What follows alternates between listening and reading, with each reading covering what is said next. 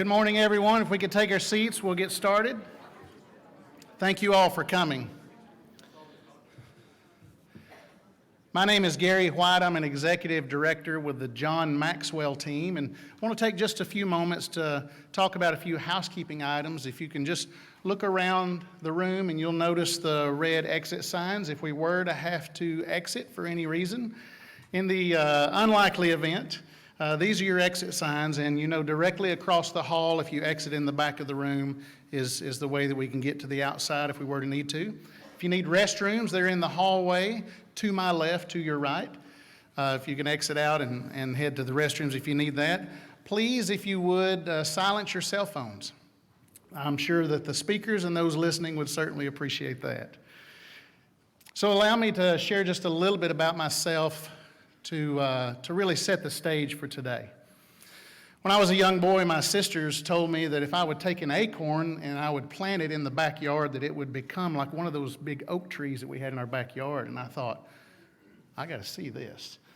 So I took the acorn, I went out there and I dug a little hole and I planted the acorn and I covered it up, put a little water on it, said a prayer, and I sat back and I watched. And I thought, my goodness, why is nothing happening? How do I know that something's happening? And so I'd dig it up and I'd look at it, and I was very disillusioned. There weren't the green sprouts coming out of it, and I thought, well, okay, I've just got to get a little more time. I put some more water on it and prayed over it again, and we can all laugh about that right now because, you know, I got a few things right that day, but I got a few things wrong, and we all know what I got wrong, right? Well, let me share with you what I got right that day as a young boy in Chattanooga, Tennessee. I recognized that I had the seed of something significant in the palm of my hand. And I recognized that what I had the potential to become something great. And the second thing I got right was I took action. Now, our paths have intersected today, much like the acorns are cast from the trees by winds. The winds of positive change have brought us all here today. And it's up to us with what we do with that. First of all, recognize that you're holding in your hands something very significant. What's taking place today and what's moving forward out of this is very significant. You will play a very significant part in it. And then second of all, take action. Take what you receive today, let it inspire you, let it fuel you, and then do something with that. Grant Gupton was so sick when he was born. Doctors doubted Grant would survive 30 days. On the 29th day of this month, Grant Gupton will celebrate 30 years, and that is going to be one big party. Please welcome, if you would, to bathe our day with prayer, the former assistant men's golf coach at Spalding University and current member of Governor Matt Bevin's Commonwealth Council on Developmental Disabilities. Make welcome Grant Gupton.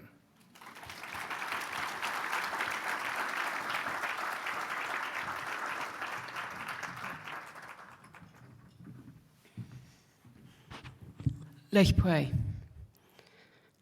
Thank you so much for having us here tonight. Thank you for everybody. Have a good time to fellowship with you. We want you to be happy and proud who we are. We're here right now. We're standing here that we will be honored of the one-minded people that we can share our lives with us forever. Thank you for everything we have done for us. Thank you and love you, and that we always pressure you and we honor you with mighty and glory. Enjoy our lives, will touch our hearts.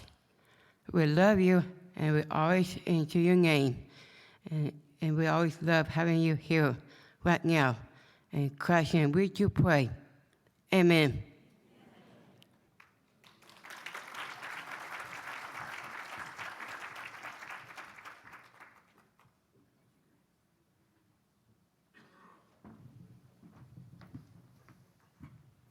Thank you, Grant.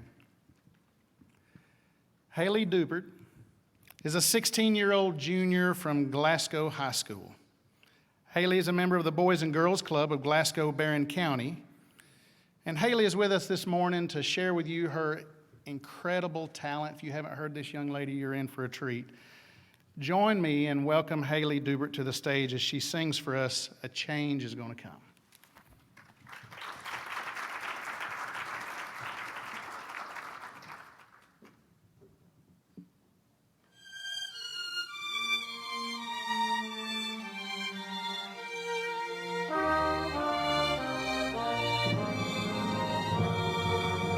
I was born by the river in a little tent. Oh, and just like the river I've been running ever since. It's been a long time coming, but I know a change gon' come. It's been too hard living, but I'm afraid to die. 'Cause I don't know what's up there beyond the sky. It's been a long time coming, but I know a change gon' come. I go to the movies and I go downtown. Somebody keep telling me don't hang around. It's been a long time coming, but I know a change gon' come. Then I go to my brother and I say, brother, help me, please. But he winds up knocking me back down on my knees. And no, there's been times that I thought I wouldn't last for long. Now I think I'm able to carry on. It's been a long time coming, but I know a change gon' come. Oh, yes, sir.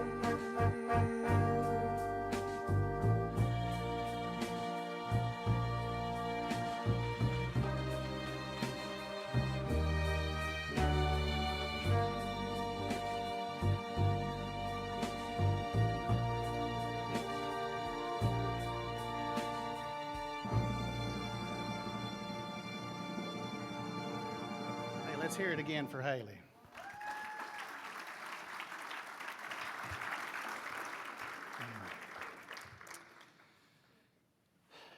Human trafficking is an uncomfortable subject.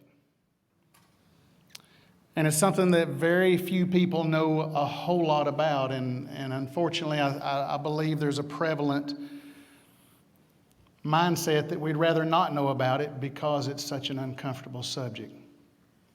I'm so grateful that this event has taken place to raise that awareness.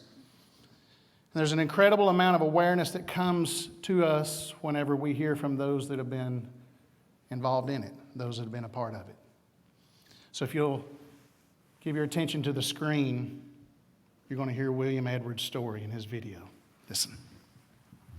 I came into foster care in May of 2016 when my mother gave me to a man for $50 and 2 packs of cigarettes. I came into foster care. I have had 4 placements. 2016 when my mother gave me to a man for $50 and 2 packs of cigarettes. I have had 4 placements. The first one was a home in Ocala. Then I was moved to a therapeutic home just because they had nowhere for me to go. I was lucky to even have a cot in the living room of this home. Next, I was moved to a foster family in Hernandez County. I was only placed there for a few days, and from there, I ended up in the foster home that I'm in now.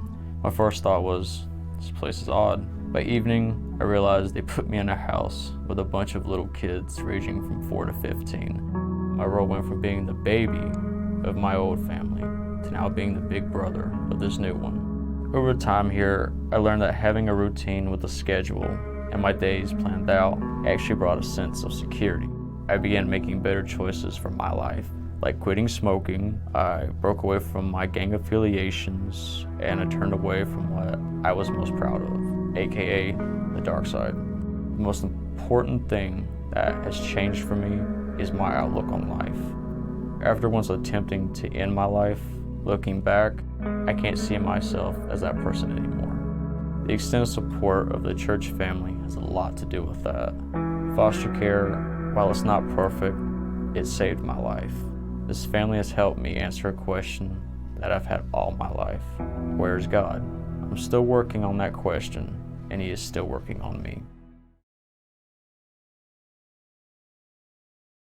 Wife of Matt Bevan, the dedicated mother to 9 children, and has served as the First Lady of Kentucky since December of 2015.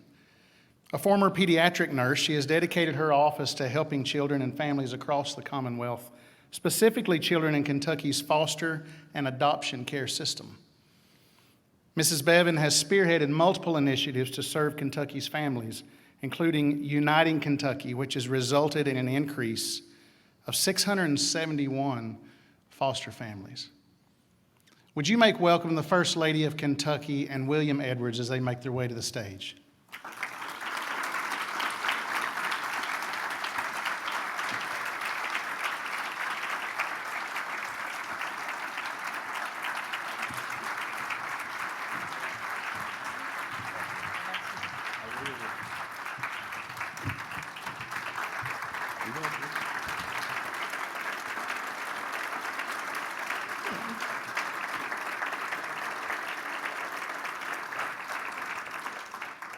Before we get started, I'd just like to say thank you to our First Lady of Texas for coming.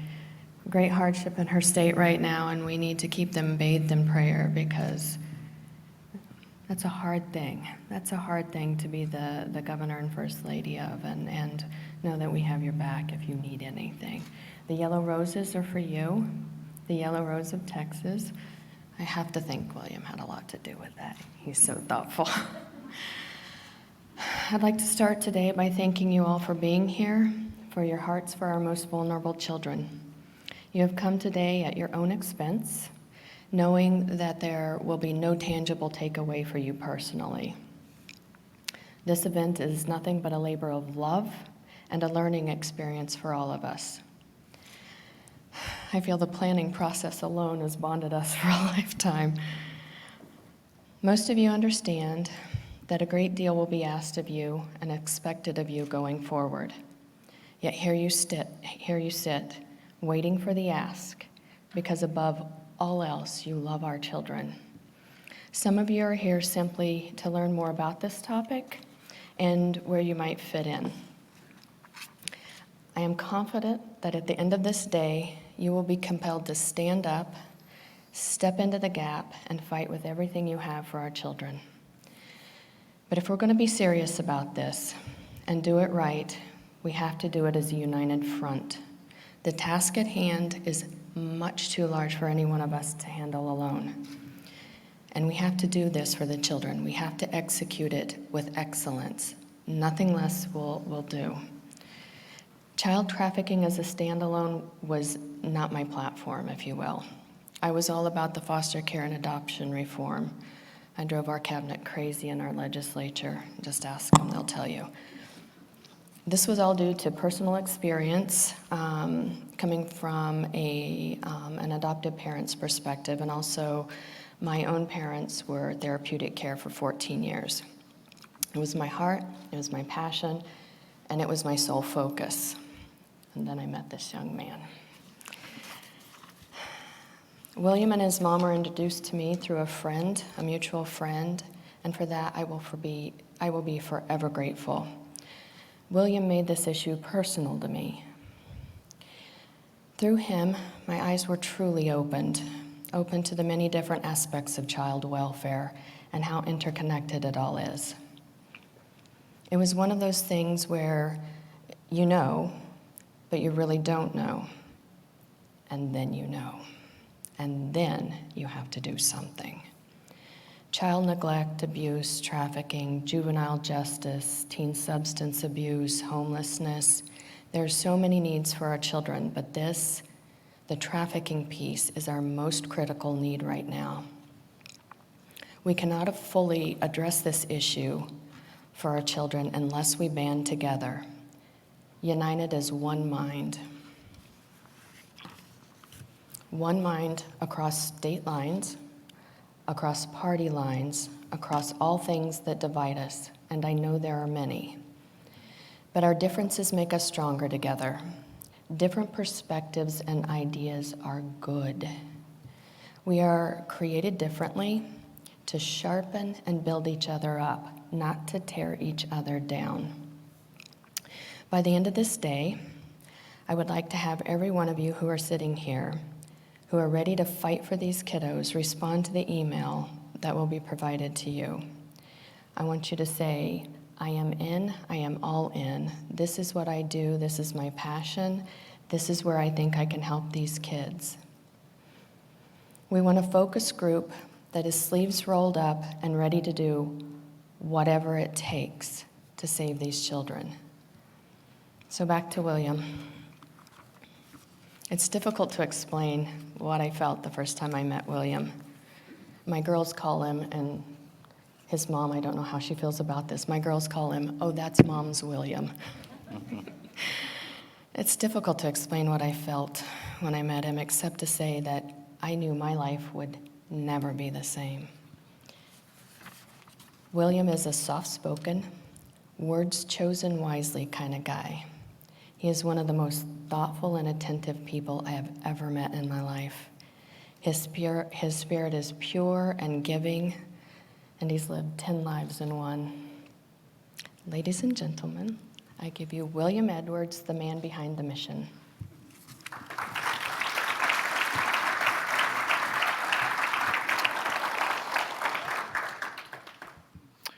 It's kind of hard to believe that was me 3 years ago, right? I want to first off by saying, please bear with me. In February, my health went downhill, and in May, I wasn't able to perform or publicly speak. I suffer from PTSD, and I'm also a brittle type 1 diabetic. So, today is about a collaboration on a level that has never been done before. Regardless of what comes next, everyone in this room can say that I stood for the child and I stood first. 30 plus years ago, a little boy died, and that was a national news event.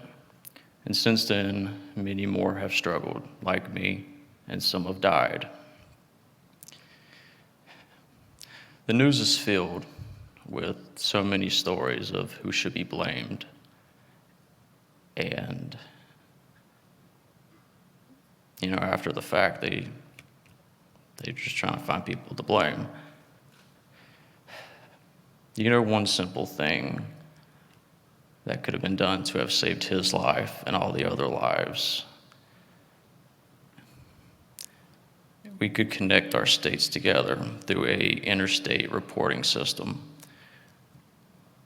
I've been asked if I knew what legislations and policies would be needed. My response is, you could put a man on the moon, and our youth could be in Washington with the United for the Gun Control. Look around this room. No one from the presenters to the guests were paid to come here. This room represents faith-based communities, people from Washington, nonprofits, and the child welfare. And let me end by saying, without First Lady Glenna and Governor Matt Bevin. Without their willingness to use their platform and their voices, none of this would be possible today. Thank you.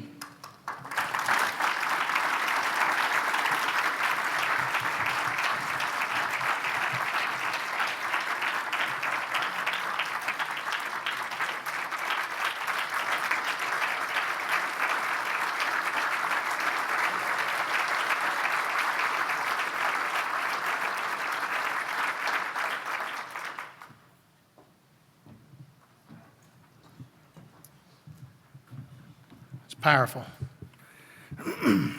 William is one of the founding members of the John Maxwell Team Youth Certification.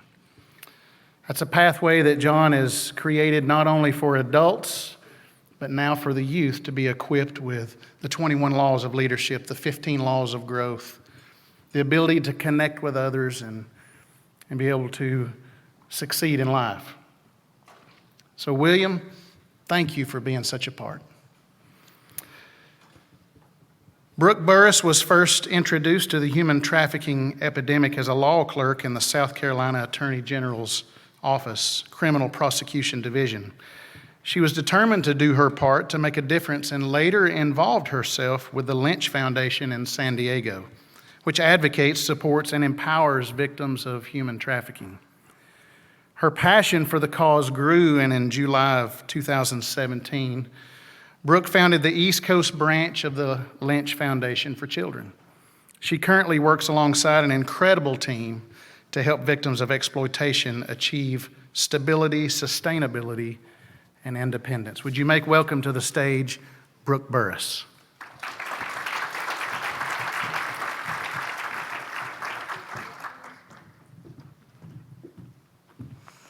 Good morning. Thank you so much. Thank you, Governor Bevin and First Lady, for having us, and just for your vision of collaboration and unity over this issue.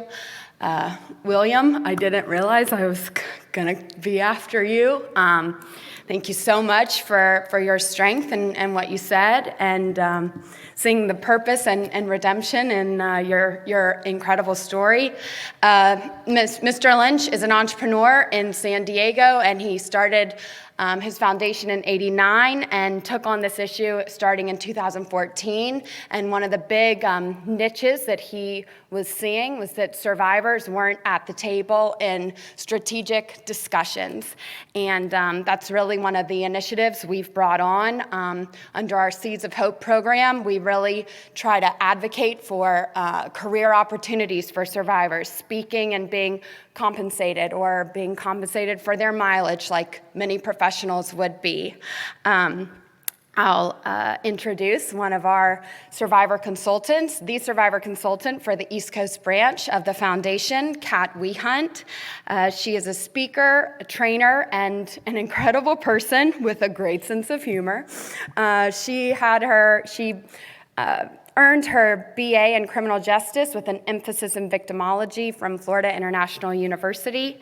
She's one of 15 in South Carolina trained victim service providers in human trafficking services. She was a victim advocate, the director of administration. She's very proficient in math. She was the care coordinator for Switch, which is a nonprofit in South Carolina. And Kat was the person that law enforcement would call at 2 a.m. or 3 a.m. or 7 p.m. right before dinner with her husband. So she's given her, not only taken her story, but really taken it to help and empower others. Some of the training that she's done, she just did statewide training in North Carolina for their State Bureau of Investigations, and the director said it was one of the best trainers that he's ever seen. So she's extremely talented, and we are honored to have her. And without further ado, I'll present Kat Wehunt. Please welcome her.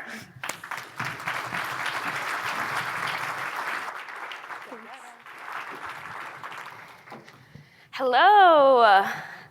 I got mic'd up because I like to walk. Thank you guys for having me. I am honored to be here and kind of shocked and astonished. I've been doing this work for us 6 years and have never seen an initiative like this before. I can't tell you how many politicians I've been in front of, begging and pleading to get somebody to care about something that they should already care about. And the fact that Governor Bevin and First Lady Bevin, that you guys are leading an initiative on this subject means a lot to me, and I know it means a lot to the survivors in the room and all over the country. So thank you for having this event. So I'm gonna tell you guys my story, a little bit about where I'm from and how I got here. I'm from Florida. I was born in Jacksonville, Florida, North Florida, but I was raised in South Florida. And like a lot of people nowadays, my parents are divorced. So they got divorced when I was 2 years old. So it wasn't something that was super traumatic for me. It wasn't something that that's all I knew. In fact, I liked it. It mean double Christmas, double presents. When mom was being annoying, I went to dad's house. So it wasn't a big deal for me. It was normal. But with divorced parents, you do, and if any of you are divorced or have kids, you do the swap. Summer vacations spent with dad, Christmas vacations, spring break, weekends, all of that. So I would travel from North Florida to South Florida. My mom and my dad are the two most opposite people I've ever met. So I can see why they didn't work out. But my mom got remarried. She remarried to a drill sergeant at the time. He was a drill sergeant. And she said, listen, get me a job. I need a job. I'm not relying on a man. So he got her a job at the police station. So both my parents, my stepdad and my mom are cops, are law enforcement. My stepdad's now a captain over the training. My mom's a lieutenant. And then my dad's side of the family was completely opposite. My dad's side of the family was really relaxed. Anything goes. We kind of all partied together. Like I remember at 8 years old, I did my first beer funnel with apple juice because my dad said, if you have my last name, you're going to college, you better learn this. And I was like, all right. So it was one family, if I got a C, I was in trouble. Like I was in big trouble. Like high security, I mean, there's law enforcement in the room, you know. And then the other side of the family was crazy. So I got raised with the two opposite ends of the spectrum. The funny thing, though, is I can never remember a time in my life that I wasn't sexually abused.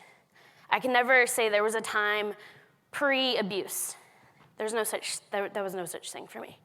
I'm one of 11 kids, and when I would travel to my dad's house, they would stick all of us kids in a room together to watch each other, while all of the adults would go out to the bars drinking and partying all night. And the oldest cousin would watch all of us. And when he would watch all of us, he would abuse all of us sexually. So I never knew that wasn't normal. In fact, I remember drilling my best friend when I was about 13 or something and being like, have you ever been abused? Like, you can tell me. And she was like, no, Kat. And I was like, no, you can tell me. And she was like, no, I've never been abused. But I remember thinking back that I thought that was so bizarre because I thought every family had this happening and nobody talked about it. That's important because when you're looking at trafficking victims, a lot of them, like 70% of them have pre-childhood abuse, right? Because the perpetrators are looking for the most vulnerable to go after, right? And so if you've had abuse in your past, you're an easier target. You've already been manipulated. So that continued on. And then on my 12th birthday, I remember my cousin always telling me about 12, that he couldn't wait until I turned 12, and I never really paid much attention to it until on my 12th birthday, I was raped for the first time. And I remember nobody even ever had a sex conversation with me. I couldn't even put into words what was happening to me. All I knew is that whatever had happened was wrong. I knew that whatever was going on right now was something that shouldn't be going on. I remember that night after that happened, I slept crying, sleeping crouched on my stairs in the house. But I never told anybody because I was abused my whole life. And I never knew to tell anybody. My dad actually was diagnosed with a life-threatening disease called sarcoidosis when I was 8 years old. And I'm a big daddy's girl. And my cousin would use that to manipulate and coerce me. And he would say, if your dad found out, he wouldn't love you. This is disgusting what's happening. And he said, and matter of fact, if he finds out, he'll probably die. So you want to kill your dad? And on top of that, I was kind of all of the older siblings were too far gone, and I was the oldest taking care of a bunch of younger siblings. And he said, and if you don't do this, I'll just go grab your little sister. And I knew that I would do anything to protect her. So I just let it happen, and I didn't tell anybody. That continued every summer break, every Christmas break, until I was 14 years old. When I was 14 years old, it was summertime, and I was there visiting my cousin, and we said, we're gonna go to a party. And my parents said, yeah, go to a party, sounds great. And so we get in the car, we were driving, and he's like, we gotta make a stop at this house. And I was like, okay. And we pull into this house, and I walk into this house, or before we walk into the house, he turns in me in the car, and he's like, listen, these people, I owe them some stuff. I need you to help me out. And then afterwards, I'm gonna get you, we can go shopping. We can, get you something to wear tonight. And I brushed it off and was like, yeah, okay, whatever. And I walk into the house, and inside the house, it was empty. And I remember being like, where's the furniture in this place? And there was like a little love seat, and then there was like a full mini bar set up. And inside the house, there were some girls in there, and I remember at 14 years old looking at them and being like, they were dressed very provocatively. Like, I remember making that mental note, being like, looking at what they were wearing. And there were 3 men in this house, and my cousin said, I need you to go into the back room with them. And he let me go into the back room, and he had these 3 men rape me. And when I found out what happened, and I walked in, I realized what was going down. I started to fight back. And I was like, this is the first time that anyone outside my family had ever abused me. And the more I started fighting back, the more they beat me. Eventually, I just stopped. And I remember hearing and seeing in movies people saying that they saw themselves from above and thinking that was made up. And I literally remember looking at my body from above thinking, oh my God, I'm dying. At 14 years old, this is it. And it was like, I haven't done enough in my life. And then, in 1 second to the next, I was like, well, I hope I die. Oh my God, what if I don't die? I have to live with what just happened for the rest of my life. When they were done, I walked out of the room, and I walked into the living room and ran into my cousin's arms. And he held me and he grabbed me. And a lot of people are like, why would you run into the person's arms that sold you to 3 people? But Stockholm Syndrome is a real thing, and he was the only safety there. And when you go from trauma, when you have intense trauma in your life, you hold on to the good. You grasp onto it white-knuckled. And I ran in his arms, and he rocked me back and forth, and he cleaned me up, and he said, I'll never let this happen to you again. I promise I'll never let this happen to you again. I'm so sorry. And I thought, great. Thank God this will never happen. Little did I know that was the start of many years for me. From 14 to 17, my cousin sold me to child advocacy lawyers, to law enforcement in uniform, to worship pastors, to teachers, to parents' friends, the people that you would never think would buy a child, I was being sold to. And in that time, I realized there are no safe people. There's no safe. How am I going to go to law enforcement when I have 3 law enforcement clients? I didn't realize it was happening to me for a long time. I blocked it out. I got through it. I did what I had to do. And then at 17 years old, I had an insane experience. I was being dragged to church every once in a while. I had a best friend, and I mean dragged to church. Somebody in school school's youth pastor said, hey, I want you to write a list of 10 people you would think in your school that would be the last people to step foot in church. And I was number 3 on someone's list. And so she invited me to church, and all I can say it was the Lord, because I don't know why I said yes, because I was a very crazy teenager. And I said, sure. I ended up going, and then I ended up going again to a conference. And I go to this conference, and I got radically saved. And I mean, like, heathen to saved in a day. I didn't know all the laws. I didn't know all the rules. I was still going to parties, getting drunk, but I was praying over people, okay? I was like, I have Jesus. Do you need Jesus? Let me lay hands on you, okay?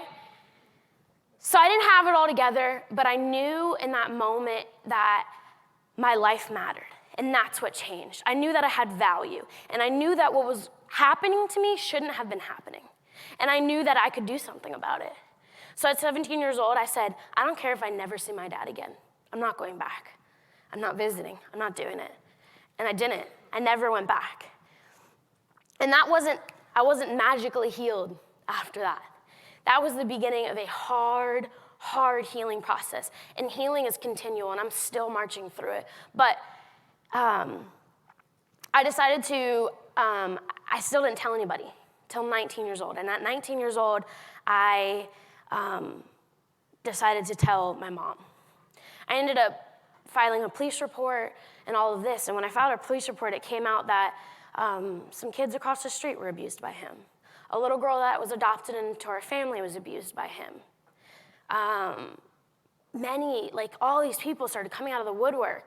And the funny part about it is years later, through the investigation and all of that, nothing happened. Nothing. And that is unfortunate for a lot of people and a lot of survivors. That's the case for a lot of people.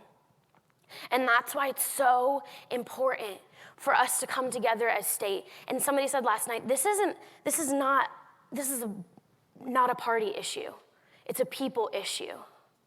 And the fact that the only way we're going to be able to target this, the only way we're going to be able to come at this is if we come together and collaborate. Because it wasn't until years later when I started working in the field that I even realized I was trafficked. And if a trafficking victim can't even identify themselves, that means the community doesn't know what trafficking looks like. That means our laws are in place to support, and our politicians don't know what trafficking look like. It's a new topic, but we have to get the word out. We have to spread awareness. We have to point out what's really happening. Because I was standing in the grocery line behind you. I was getting all my doctor's appointments. I graduated high school with a 4.2 in my associate's degree. I wasn't a kid that was not achieving. I wasn't a kid that was, I was bad, but I wasn't, if somebody would have looked at me, they never would have been able to identify that I was being trafficked at home, right? Because they were looking for wrong things. And at 17 years old, I thought I wasn't trafficked. I wasn't duct taped and handcuffed and put into a truck and taken across state lines, because that's what I thought trafficking looked like. So if even our victims aren't identifying themselves, that means we have a problem, right? We gotta start pinpointing. We gotta educate. We have to. So thank you guys. Thank you so much for being here. And thank you on behalf of the survivors in the country. It means a lot. Bring them to the table. Ask them their opinions. They will tell you, sometimes without you asking. It's important to bring that survivor's voice, you know? You have to ask the people that have been there. Ask them. They'll tell you. It's empowering. It's empowering to be able to stand on a stage and talk about my story. Now I get to, Brooke and I were starting a nonprofit. And to think that I went from that, now that I get to serve women who've been in the same shoes as me I'm beyond thankful that I get to do this. So thank you guys for being here, and I hope that you don't just leave this conference and say, wow, that was moving, wow, that was powerful, but I hope that you write an email. I hope that you get involved. I hope that you go back to your state and do something, talk to somebody, even if it's just letting somebody know that you've learned what real trafficking looks like. Thank you guys.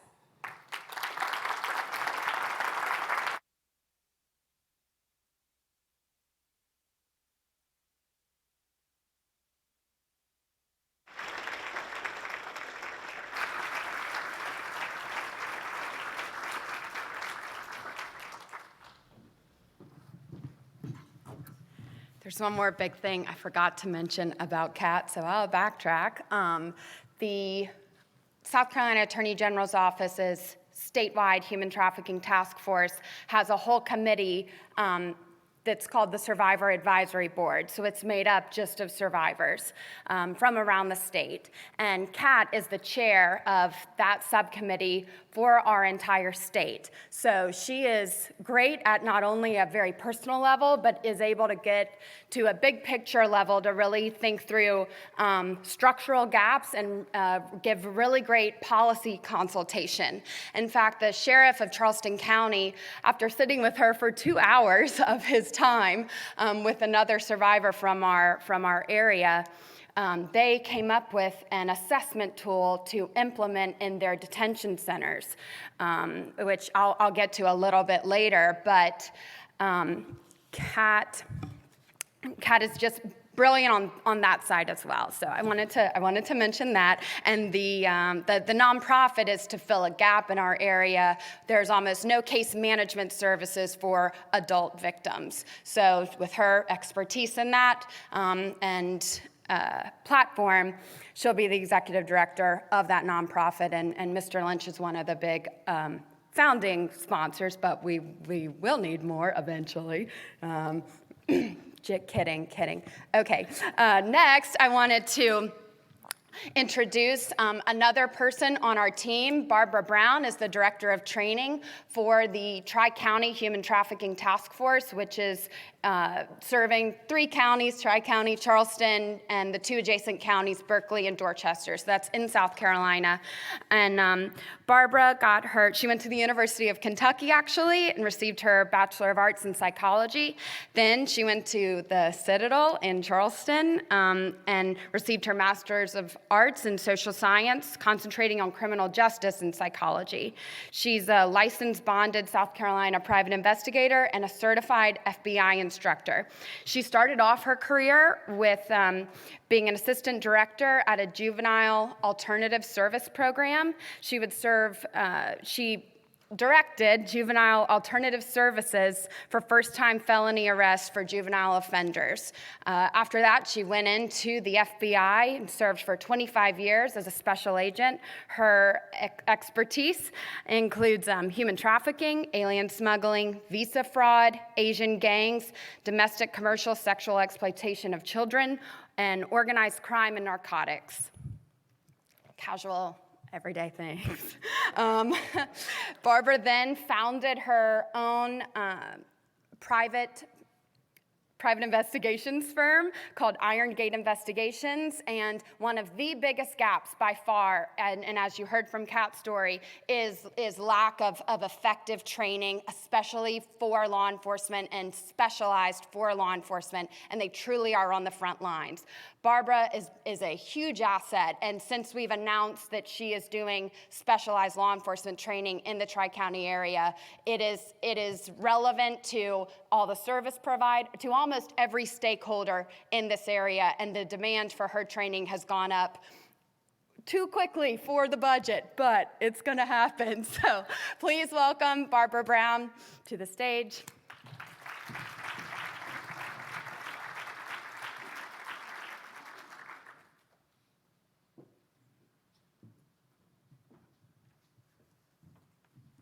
Good morning. Okay. Well, you already know that I've been in the FBI for over 25 years, and I worked all those multiple violations. What I do have a problem with is that, yes, I worked human trafficking, sex and labor trafficking many years ago. It was towards the end of my career, and we're still talking about it. That's the problem here. We're still talking about human trafficking of men, women, children, and the exploitation of children. But what I'm most proud of while I was working on my investigations was one domestic trafficking case in Atlanta, Georgia.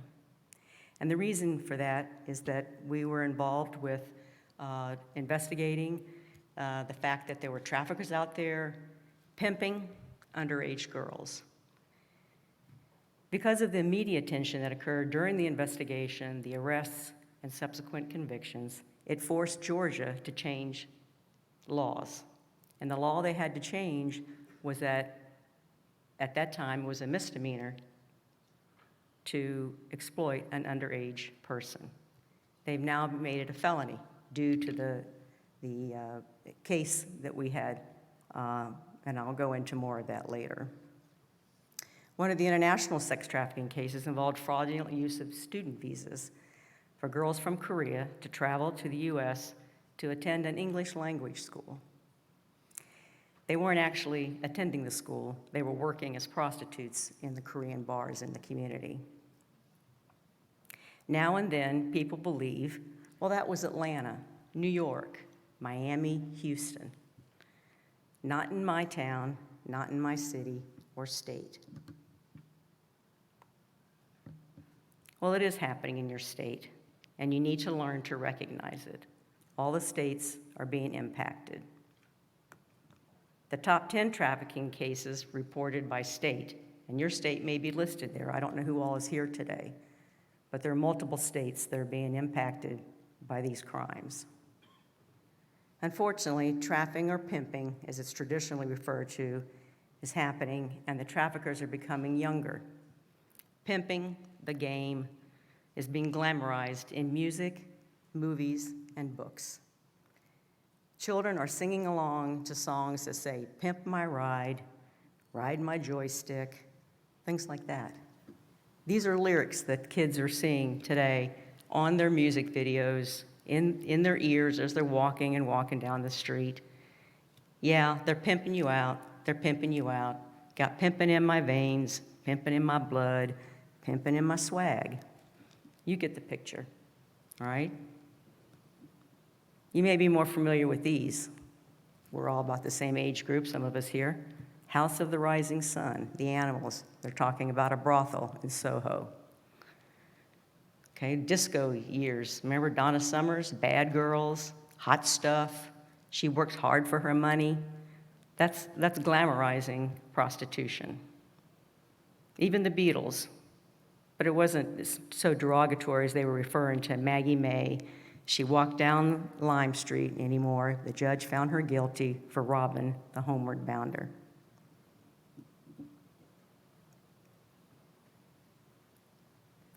These are issues that we've had to deal with working these cases. Young girls are learning through the videos that they've observed and the music they listen to, that to learn to say things like, does this make me look sexy? She's 12, 13 years old. She's learning to dance provocatively, the booty dancing, the twerking. That becomes, and don't ask me to demonstrate any of these things, because they see all this on their favorite music videos, their concerts they attend. They are desensitized to the inappropriateness of a young girl behaving that way. I'm not trying to be crude or shocking to all of you, but this is the reality we've had to deal with and we're currently dealing with investigations. Some of the street stories that these children have to go through, the nightmares that they've had to deal with, are some stories that we continue to hear. The 10 and 11-year-old that their cousin sold them to a trafficker, the girl that was trunked by a pimp for attempting to cuff money. Being trunked means that you're bound and put in the trunk of a vehicle and driven around town until they decide they want to let you out of the car. Cuffing money means she tried to keep a little bit of money, put it in underneath her wig, tried to secure it in some fashion so she may have some money later because she wasn't given any money of her own. There are girls that are branded with tattoos with the trafficker's name. It's always imprinted on their body. Several girls were bought, sold, and traded to another state because that pimp felt she was overused in the area and wasn't making the money that he wanted her to make. My experiences working human trafficking and organized crime and gangs and drugs, I just used the same methods to work human trafficking. But I had to learn the federal laws that would apply so that we could charge the traffickers. I had to learn about the street. I had to learn the language. There's a whole different language when you work these type of violations. I had to develop relationships with other agencies. I already knew the FBI was known to take cases, take everything, and not share information. But after meeting with juvenile judges, the juvenile justice system, detention workers, and yes, many, many victims, my intelligence found that I had gathered over 20 traffickers' information. But I didn't know a whole lot about them. All I knew is their nicknames. I had to learn who they were because I didn't know who Scooby, Red, Worm, Hollywood, Sir Charles. It sounded like a cast of cartoon characters to me. I knew I needed the help, so I went out to try and focus and narrow our focus, actually, on those that were involved in trafficking underage persons. We had 20 others we could have looked at as well, but we focused on the underage trafficking. So through my experiences, I coordinated an ad hoc task force, meaning that I brought together law enforcement officers from other agencies to work with me at our task force. And sometimes they were only able to come once a week, depending on what we had going on or what they had going on in their own agency. But through that cooperation and collaboration with all these other people, we were able to charge a 265-count indictment, a RICO indictment, racketeering. That's what you use against the mafia. And we convicted 17 traffickers. This was the case that I referred to earlier that forced Georgia to change their law. These acts that they committed were violent, and that's why the attention was brought so greatly to this investigation. Georgia continues to change laws, and we're hoping that we'll be able to assist South Carolina as well in changing their laws. I was asked to speak about the faces of human trafficking. What I think about are the faces of the survivors and the victims, but I wouldn't want to exploit them anymore to the exploitation they've already had to deal with. So I'm going to show you the faces of human traffickers instead. They're out there. They like the attention, so let's give it to them. The gentleman in green is Scooby, and he liked to wear green. He had a green Cadillac. He's what we call an old school pimp. And the reason he liked green is because he said it was the color of money. The female in the blonde wig was one of his bottoms, and she also branched out on her own, become a trafficker herself. The young man with the girl holding the money is what we call our Romeo pimp. He's romanced her and put her out on the street. The gentleman with the cigar is a trafficker, Hispanic trafficker. He would bring girls in from Mexico, Central America, to become involved in prostitution. Unfortunately, the young lady in the middle was just recently arrested in Georgia last week. She's 23 years old. But because she was arrested as a human trafficker, she was moving young women from Georgia to Louisiana to become involved in prostitution. But you have to think about, perhaps she was also a victim herself and decided to branch out on her own. The white male in the corner is a police officer. I might say a former police officer, 15 years in the police department. And during the undercover sting operation, he was arrested and bragged about the fact that he's managed girls in the past and boasted that he had a cutting-edge system that could avoid getting caught.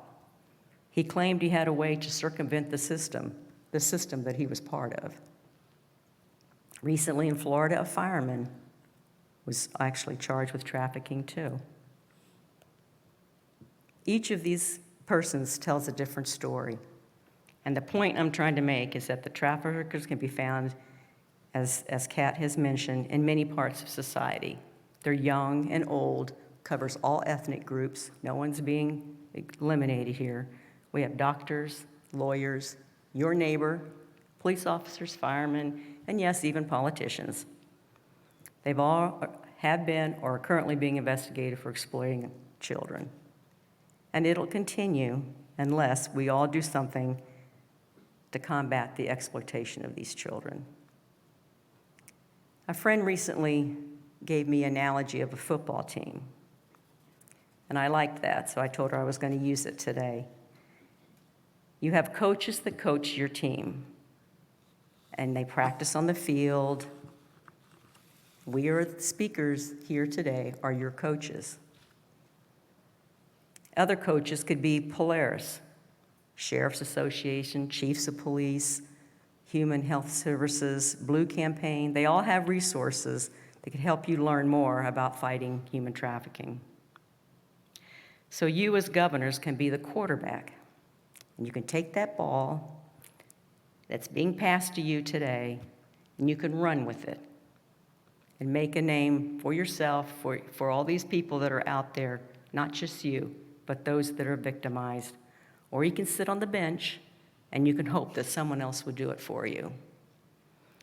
My partner in South Carolina will now give you a method, meaning Brooke, Burris, of how we've incorporated a task force in our state, and we appreciate your attention here today. Thank you.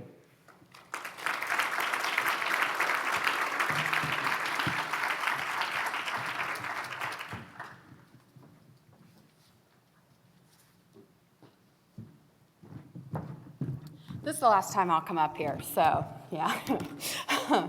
Thank y'all for letting me introduce the two people that I know. So I'll briefly just define what human trafficking is based on the federal definition, which a lot of states have adopted. So many states, their definitions are similar with a few different caveats. Human trafficking, the main two are labor trafficking and sex trafficking. There's also organ trafficking. I won't really get into that. I'll really focus some on the labor and then mostly on the sex. A lot of studies show that, especially on a global level, labor is more prevalent than sex trafficking. Some studies even show it's more prevalent here in the US, but the DOJ has more sex trafficking cases than labor cases. As of now, I would argue it's because sex has been a little bit more prioritized and labor is even harder to identify, and sometimes there's more often a language barrier, cultural barrier there. Human trafficking became a federal law only in 2000. I'm from South Carolina, so I've got that biased perspective there. It became a state crime in South Carolina only in 2012. And every state had the crime by 2013. So we were like one of the last few states to have it. Trafficking, in layman's terms, is essentially when a person, by force, fraud, or coercion, I'll step back, adult human trafficking, we'll start with that, is essentially when a person, by force, fraud, or coercion, those are the three legal terms that the prosecutor with law enforcement, of course, has to prove, a person by force, fraud, or coercion performs a service in exchange for something of value. So, of course, on the labor trafficking side, a service will have a commercial value. Someone cleaning or working in a restaurant or doing a massage, you could say, for something of value. On the sex trafficking side, again for adults, that's performing a sex act, which has a broad definition. It doesn't necessarily, I'll just keep it at that, broad definition. And by force, fraud, or coercion. Force is essentially like kind of the movies, what you would think of there, by using physical violence to force someone into performing these sexual acts. Fraud is often a false promise, so that's oftentimes used on the labor trafficking side, a promise of a job. That's a lot happening in the Chinese community, bringing a lot of women or Korean women over to the U.S., promising a job, and then they'll get over here and it actually becomes working in a massage parlor, an illicit massage parlor, performing a massage with a happy ending at the end. And then the coercion piece is a little bit what ties into Kat's story, where the cousin was using threats or psychological manipulation or abuse to coerce her into forming some of those acts. However, child sex trafficking is you don't need, under the definition, you do not need those three terms. You don't need to prove force, fraud, or coercion. It's merely when a minor And now I'll get on to a legal little aside. In South Carolina, the age of consent is 16. However, under the trafficking law and under the federal definition, you cannot consent to commercial sex, ever, of course, but you cannot consent to commercial sex, and the threshold is 18. So if you are under 18, you're a minor. It's not that you're 16 and you can consent to commercial sex, and then a law enforcement officer could prosecute you for child prostitution, for being a prostitute. I'll get into that a little bit later, but for a minor, it's a person under 18 performing a sexual act in exchange for something of value. That something of value can be paying a debt for a cousin. That something of value can be drugs. It can be shelter. Food. That's why homeless youth and runaways are so vulnerable to falling into trafficking. In fact, this is an old statistic, and some people would say it's not as robust as it should be, but I think that there is a lot of truth behind it still. The National District Attorneys Association found that within the first 48 hours, 1 in 3 runaways will be approached by a trafficker, but within the first 48 hours of them running away. In terms of some of the policy implementation, just that we've been doing at the local level, we've been asking different law enforcement agencies how many runaway cases they've had, and then how many trafficking cases they've had. And one of our law enforcement agencies, one of our cities that has around 80,000 people, in 2 years had 329 runaway cases and 2 minor sex trafficking victims in 2 years. And I asked if they screened any of the runaway victims that they found for human trafficking. No. So that's one example of a systematic gap that you could begin filling, that Barbara will be a huge part of filling in terms of prioritizing training for patrol officers.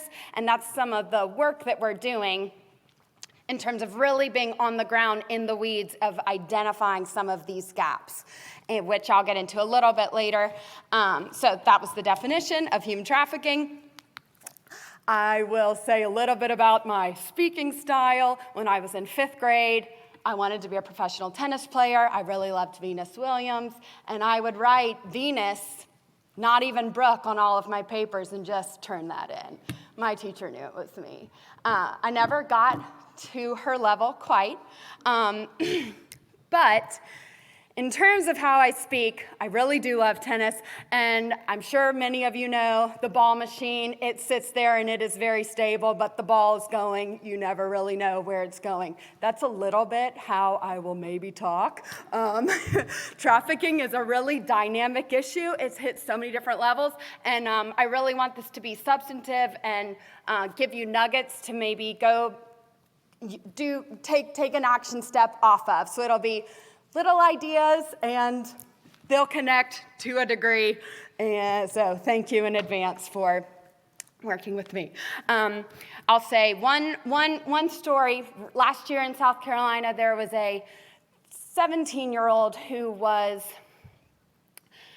taken into foster care because her mom was neglecting her. She was in foster care for neglect. One of our DSS social workers who had been trained on the issue felt like it may be a trafficking case, and when she spoke with the potential victim, she said that her mom told her she wasn't a trafficking victim because those girls are either killed or tied up, and you're living with me, and I feed you 3 meals a day.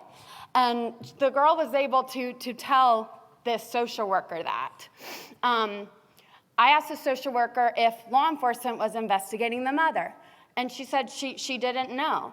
So we tried to connect them. They were in different counties where the group home was and where the mother was, and then the police department said, well, that's probably actually a sheriff's office's thing. Then we try to find the sheriff's point of contact. They've never had a trafficking case in that county.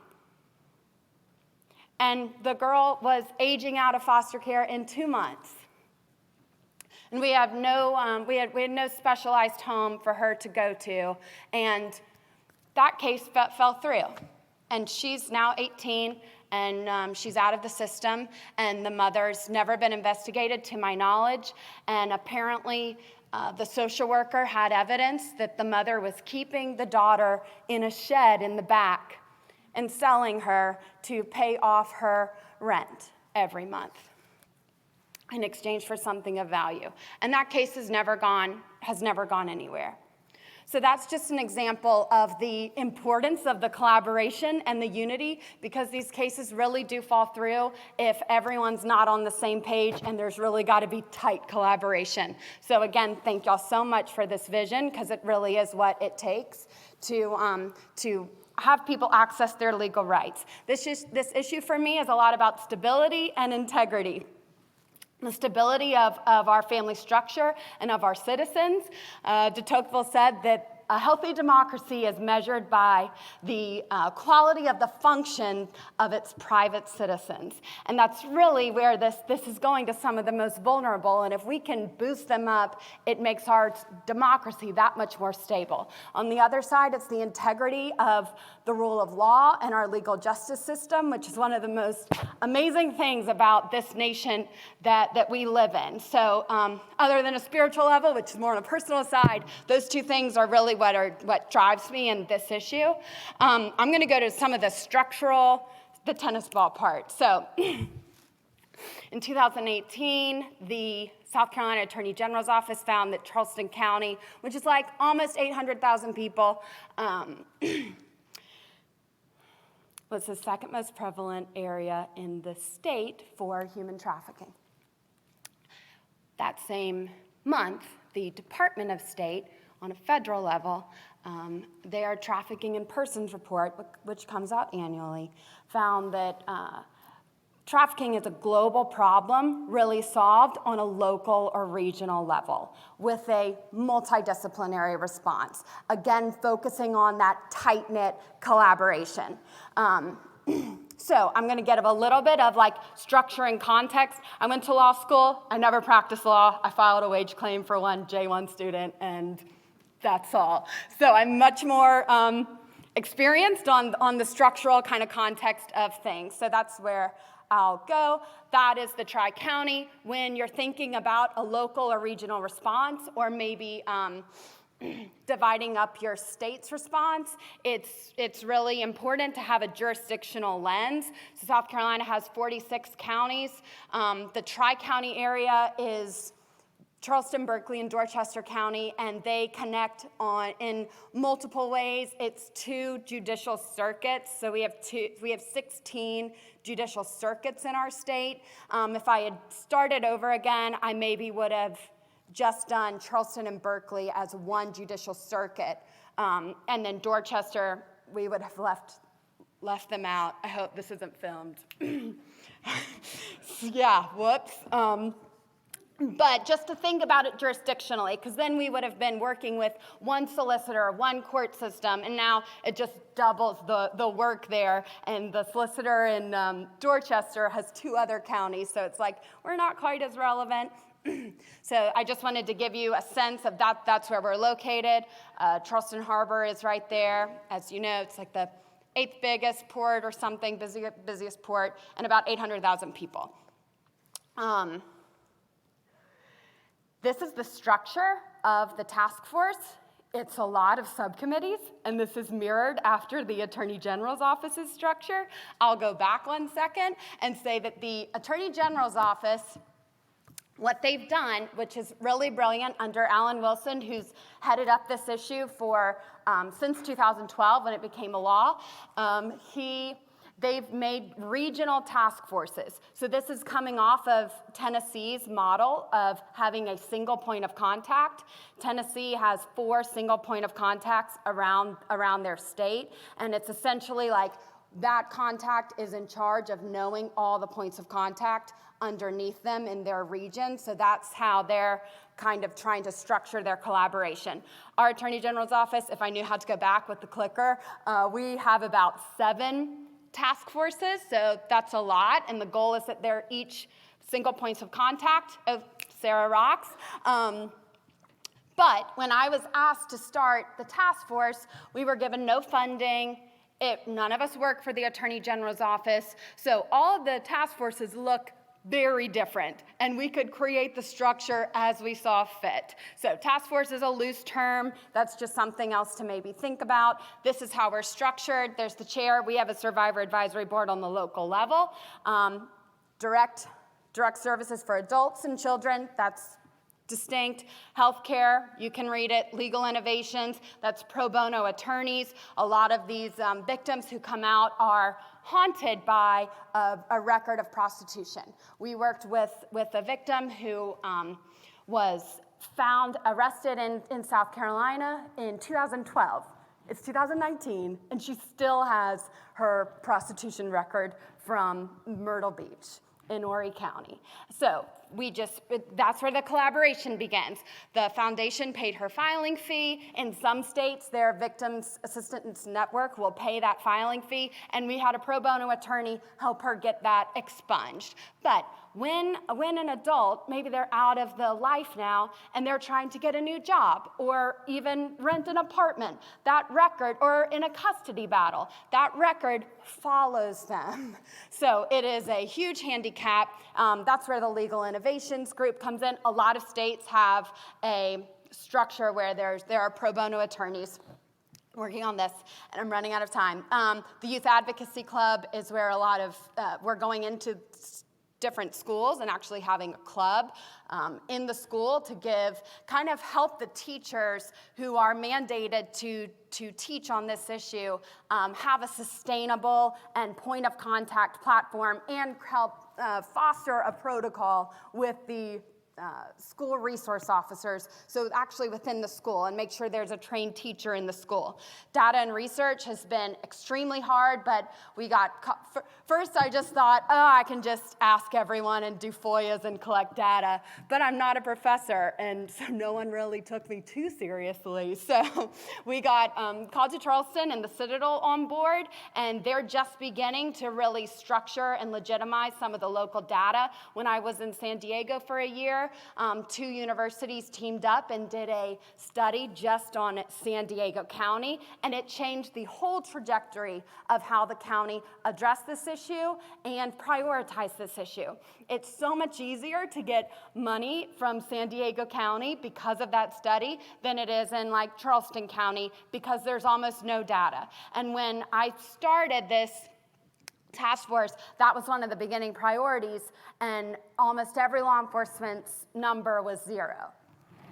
So that just, it's hard to start there. We had 180 prostitution arrests, and then I went to at-risk data, prostitution arrests, runaway cases, homeless youth, 180 prostitution arrests from one of our detention centers in 2 years, 422 homeless youth for one of the smaller counties, and still no screening for them. So that's kind of this, again, kind of structural thing. I'm running out of time, so I'll go quickly to this. In terms of categorizing how to see what a community is doing and how they're responding, the Attorney General's office came up with this continuum of care model. First, as you can see, is identify the victim. So then you wonder, okay, who are the frontline people? Are they being trained? So that's patrol officers. Mandated reporters is already enough. Mandated reporters. In South Carolina, in terms of legislation and implementation of that, just last year, we were one of the last states, but we did it. We changed the definition of child abuse and neglect, I'm sure many of your states already have, to include all forms of human trafficking. This was only last year. That affects all mandated reporters to now be required to identify and report on human trafficking. Now, how was that being implemented, that kind of training and that new responsibility? DSS had our social services hired one person to train social workers, which was a 3-hour training. It was a great training, but that lasted for about 5 months. And then that was over. As you know, social workers have one of the hardest jobs, and the turnover is high. So now the implementation is 2 people around the state who've never worked a human trafficking case. They train mandated reporters around our entire state, and their trafficking portion's about 5 minutes. And so that right now is the structural funded training by the state. That's how the legislation is being implemented. In terms of training for law enforcement, our patrol officers are trained for 1 hour. So legislatively, it would check the box, because legislatively, it's mandated for law enforcement to be trained. But how that looks in practice is they're trained for 1 hour by an officer who's never had a trafficking case. That's, again, why we have Barbara and why some of these things are falling through the cracks, why the detention center tool is being implemented. So that's just some of the policy implementation. And there were two, because this is about collaboration, I'm almost done, Sarah. Because this is about collaboration, I wanted to just briefly mention 2 collaborative models other than the task force structure, which is the multidisciplinary structure, just to kind of throw out the ideas. The first is the Family Justice Center, which I'm sure many of your states have one. South Carolina has one, but it's not in the Charleston area.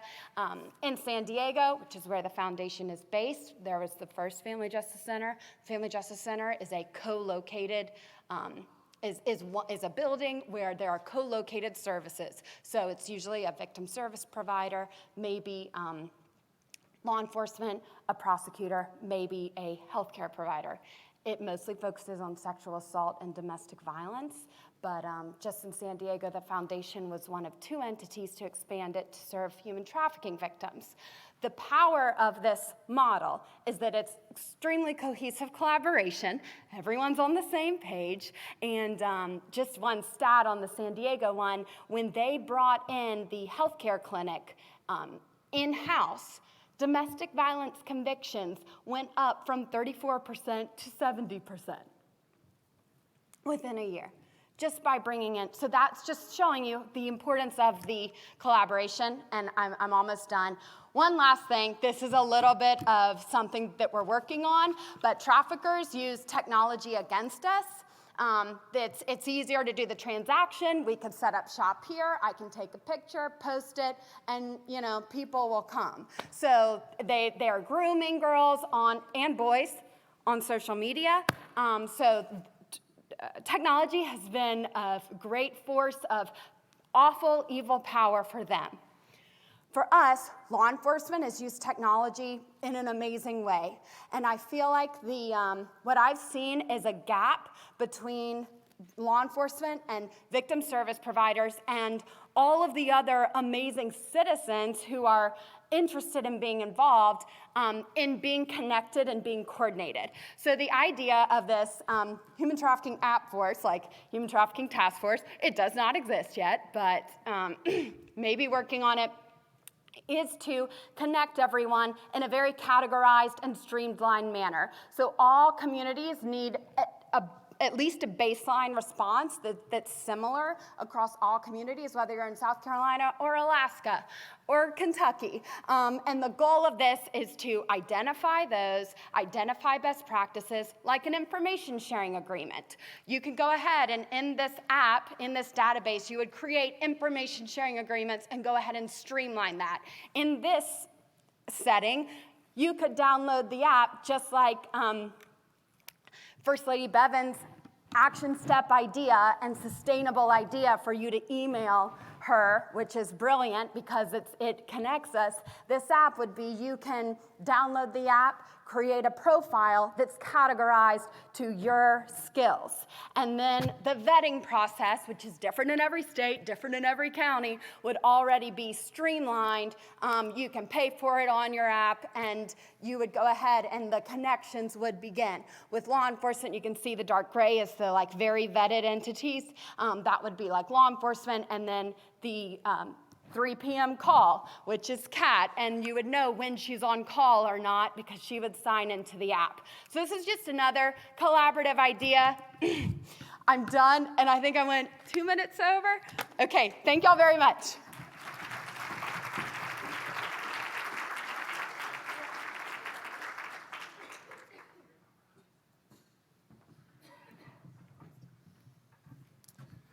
So there's a lot of challenges, right? A lot of challenges. Robert Lauder is an entrepreneur and inventor. Watching with alarm as the internet and mobile phone age brought with it a high-tech way for child predators to ensnare victims, Robert invented RADAR. RADAR is an application that enables local law enforcement, FBI, and Homeland Security to track, archive, and aid during the prosecution of would-be offenders before they can do physical harm to children. RADAR, which Robert initially provided at no cost to law enforcement agencies, has helped capture and convict more than 2,000 child predators over the past 8 years. Would you make welcome to the stage Robert Lauder?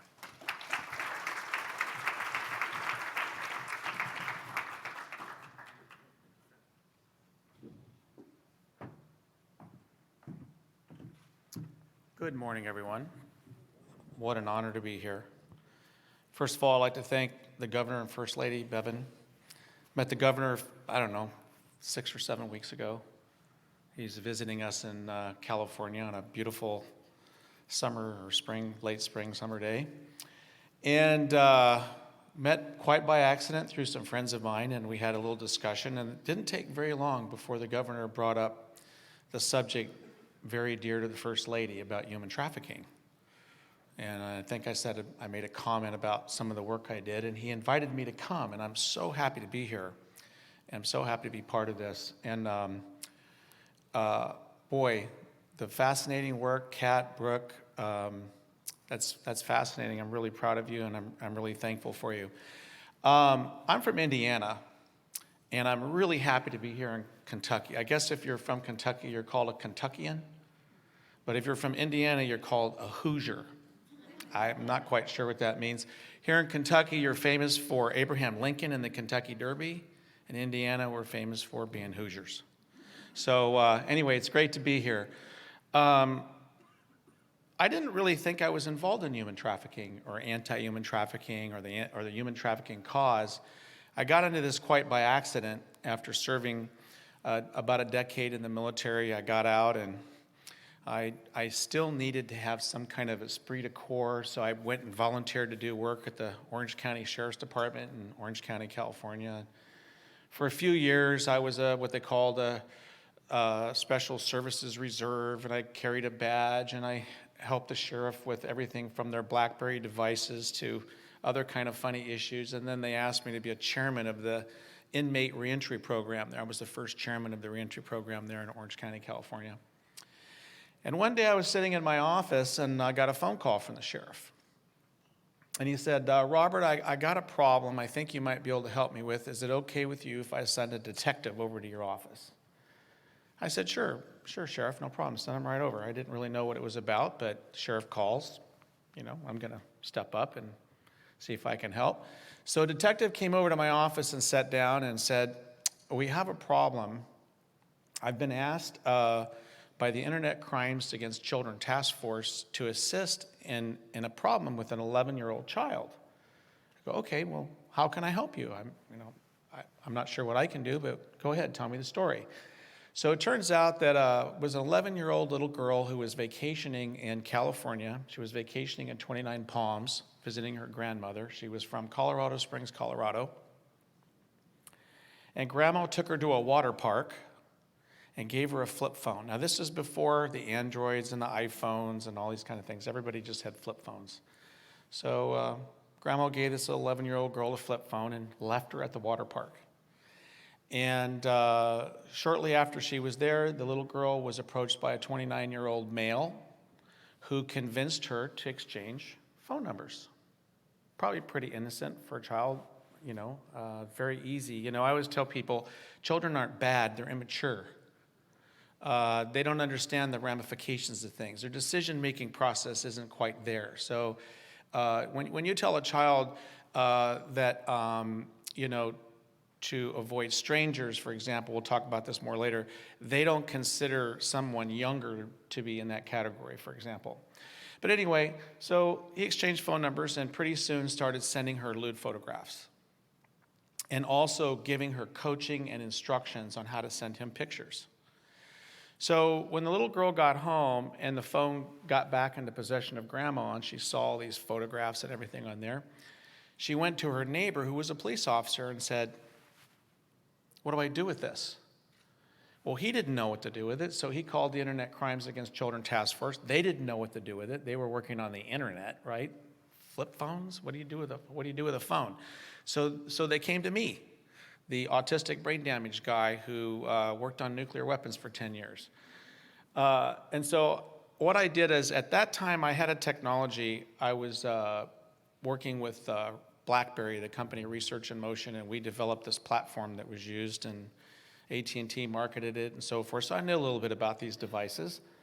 So I sat down and I started to engineer. I started to draw out an engineering diagram of, well, maybe how could we capture evidence on a phone? Because the problem was, in order to get an arrest warrant, let alone a conviction, and there's a lot of lawyers and smart people in the room here, you have to maintain the chain of custody of evidence. So there's pictures on this child's phone from this other phone number. We could probably subpoena that. But what if the perp said, "Oh, I lost my phone," or "I have no idea what you're talking about. Somebody must have took my phone when I was asleep." So in those days, this is the early 2000s, law enforcement really didn't know what to do about this problem. And in fact, they didn't even knew it existed, really. So we developed this application called RADAR. And RADAR was basically based on the BlackBerry platform. It's one of the great things Research in Motion partnered with me on, and when we developed this technology, back in those days, everybody in law enforcement and most people in government carried BlackBerries because they're secure smartphone technology. So what we did is we took this technology, and when we got evidence that there was a perp pursuing a child on a phone, and you're going to learn more about this by my next guest. I asked the governor if I could bring a few people, so I brought some special people that are going to share some more valuable information with you about this problem with smartphones and children. What we did was, I figured out I would have meetings with all these policemen, and I'd say, okay, so what does chain of custody mean? What does this mean? What does that mean? How do you do an arrest? How do you get a warrant? And I learned all their procedures, and I built it into the technology. So what we did was, we said, okay, if there's a problem on this child's phone, we call the carrier and switch the phone number over to the law enforcement officer's device. And then we trained, and this was really fun doing this, we trained the law enforcement officer to pretend they were the child. And we continued the dialogue. And we would continue to capture text messages, pictures, and phone logs.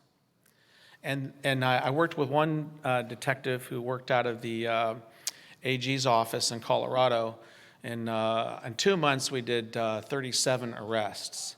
In 90 days, I think we did 60-some arrests. And his wife used to play the part of the child. So we had a lot of experience in this. So we trained the police officers how to continue the dialogue, and then we'd capture the evidence on the device, and then we would lure them to McDonald's. Let's meet at McDonald's, places like that. So we had a Verizon wireless executive fly all the way from New Jersey to McDonald's in Colorado, where we arrested him in the parking lot. We had a tenured professor at the University of Colorado. We arrested him in the library with troves and troves of child porn on school computers. He was using the school computer network to move child porn around the world. We unfortunately arrested a deputy sheriff. We arrested the fire chief in Jefferson County, Colorado, the largest county in Colorado. We've worked with the London Yard, worked on cases as far away as Algeria, South Africa, Australia, New Zealand, Canada, Mexico, all over the United States. Thousands and thousands of child predators. And we have a 100% conviction rate. We've never had a single case. Thank you. We never had a single case where our evidence wasn't taken in, and the person, if we caught them, they went to prison. They actually went to prison. So what does this have to do with human trafficking? Kind of sounds like a cyberbullying thing. Well, what this really is children, we think of human trafficking, we're talking about this coercion or the physical proximity, But what happens on mobile technology and the internet is children are groomed, and weak children and children who have problems, emotional problems, they're sought out. And once this perp, who, by the way, over the internet or the phone can pretend to be a 16-year-old, right? One of the cases we did, we had a 57-year-old who claimed to be a 16-year-old golfer, straight A student at the high school down the road, lured this child out of her home, and, turns out he was 57. So this is what happens. So cell phones, mobile devices are very dangerous because the internet is omnipresent in the child's life every minute of every day. You see them, right? They're on their device, and you really don't know who they're talking to. So then we said, gosh, law enforcement is reactive. Something happened, and then they react. And the faster they react, the more likely it is that we'll get the child out of harm's way.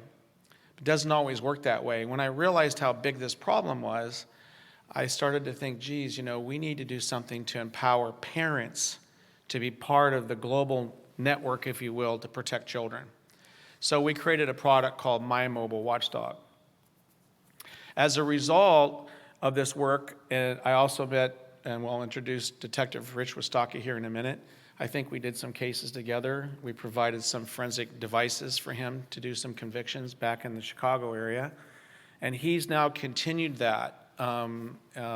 Rich has spent, I think, 22 years in the Internet Crimes Against Children Task Force. He's probably the world's leading expert on child safety and smart devices and what we need to do. But we started this really early, back in the early 2000s. And so My Mobile Watchdog is for moms and dads to monitor their children. And I would say this, I'll leave you with this. The single most important thing you need to know is who is in your child's life. It's more important than anything, because the minute a stranger comes into your child's life, you want to know, and you want to evaluate who this person is, and you want to know who they are, and that's the primary way to keep your child safe. As we've learned, unfortunately, from Kat's discussion, is things can happen under your awareness level. And so in order to protect kids, we have to be vigilant. And one of the ways to do that is their social world, their social gateway to everything in their life is through these devices. Shouldn't we have a handle on that? If I were to propose something for us to think about in this room, besides technology and law enforcement and structure and cooperation and all these great ideas, which are all very, very, very valid, I would say we need to introduce some laws where the telecom industry that's providing this access to children takes more responsibility. The number one way for a telecom to grow is by selling more phones to children. And generally speaking, they don't want to alienate children. So at the risk of selling phones, we have safety issues. And what I'd like to do is I'd like to see a law. A child can't enter into a contract. They shouldn't be able to have a device without the telephone company knowing they're a child and having certain precautions on there that protect them and allow the parents to easily monitor who. And there's a lot of ideas around that. Hopefully, as we're here through this, the rest of this day and this evening, I feel free to come up to me and talk about your ideas, or we'll share ideas and we'll try to collaborate. Having said that, again, it's an honor to be here. I'd like to go ahead and have retired Detective Rich Wistocki come up. And I think we're going to do a little video first, right, Rich? And then he's going to come up and talk. Thank you very much.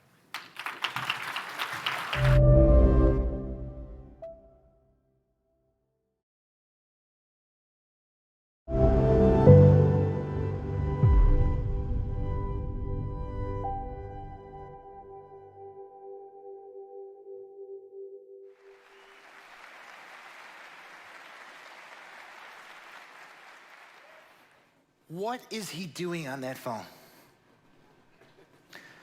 How many of you have asked that same very question to the teens in your life? What the heck are they doing on that phone? Good evening, my name is Detective Rich Wistocki. I've been a police officer for 30 years, my last 22 years with the city of Naperville investigating computer crime and protecting children online.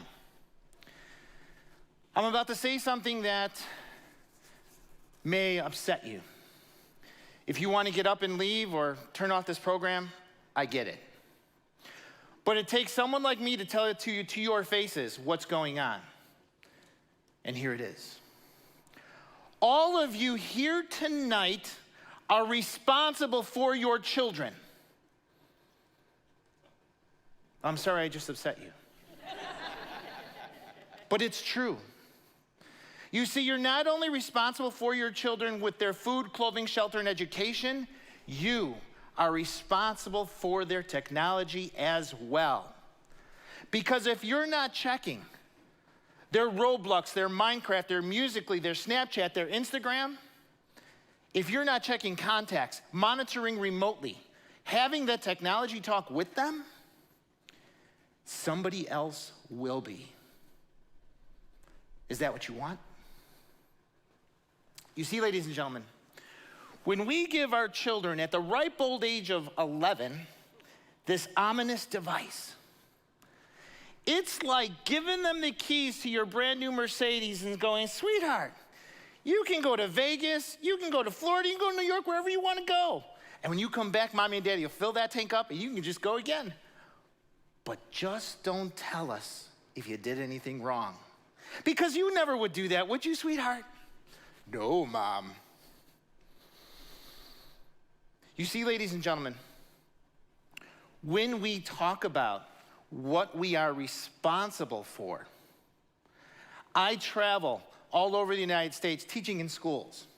When I teach my students, I talk to them about their contacts. We talk about verification, that they have to know before they release any personal information, 5 things. First name, last name, where they go to school, their phone number, and where they live. If you can't physically verify what those things are, like Jimmy in my gym class lives there, Sarah on my soccer team lives there, and she plays for that team, that's a verification. I tell them that everyone else online is a liar. That is your base when you're traversing online. So let's talk about how you talk to your kids. What is your current technology talk to your kids? Does it go something like this? If you take bad pictures, if you take bad video, if you tell people where we live, you're gonna be grounded. I'm gonna take your phone away. You're not gonna see the light of day, you're not gonna go out with your friend, and the door's gonna come off the hinges of your bedroom. If you do that. How many of you have done that? Yeah, I see some hands out there. Well, when you do that, are your kids going to come to you? No, they won't. So when you have this technology talk with your kids, I'm going to show you what that should look like. But first, we have to concentrate on one simple foundational premise of the technology talk on what you are responsible for your kids. There is no such thing as privacy for children. Can I get an amen? Amen. Yes. That you are responsible for your kids because you buy them the device. I don't care if Nana, Nonu, Grandpa, Tia bought them that device. They don't own it. You allow them to have it. They own nothing because you're responsible. So when we talk about this technology talk, I talk to parents something about called the golden ticket. What the golden ticket says is that you're gonna sit down with your kids and have that technology talk. You're gonna go through their contacts, you're gonna monitor remotely, and you're gonna sit down with them and say, man, I saw this guy speaking at the school the other day. I had no idea what was going on your social media. Listen, I know mom and dad were going like this to you, but none of that. If you come to us and if you feel like someone's making you do something you don't want to do, or somebody making you feel bad about yourself, you need to come to us. If you come to us, we're going to give you that golden ticket. And that golden ticket means that we're not going to give you consequences. We're not going to ground you. You're not going to lose your phone. We're not going to keep you from your friends. Because, ladies and gentlemen, the average internet predator has 250 victims in their lifetime. 250. And odds are, if they're doing something bad to your kid, they're doing it to 20, 30 others at the same time. So the technology talk is so important. I've got another question for you. How many of you allow your children to charge their devices in their rooms at night? The common denominator in all my sextortion, child exploitation cases is that when the parent allows them to charge their devices in their rooms at night, you're sleeping. They shut the door so you can't hear them. It's not a matter of talking. It's typing, reading, and performing. With apps like the Chromebook they get from school going in again, Google Hangouts, Uvu, Omegle, Skype, House Party. These are video chat sites that our kids are using, and there are 2 to 6 people in that chat room while they're in their bedroom. Remember when we used to play spin the bottle and truth or dare, somebody's basement, the park, wherever? Remember when we were kids? Well, our kids are playing truth or dare. You know where they're playing it? On their devices in their rooms at night. So when the people in the room, it's your kid's turn for the dare, we dare you to flash us. Okay, no big deal.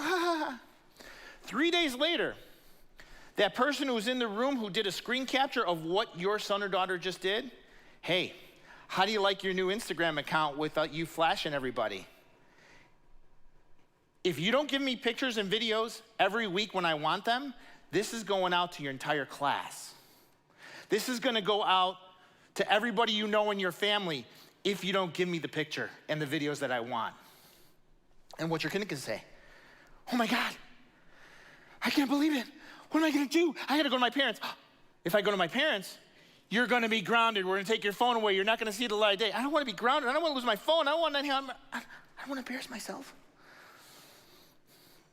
It's only one picture. It's only one video. I'll just take the video. It's never one picture.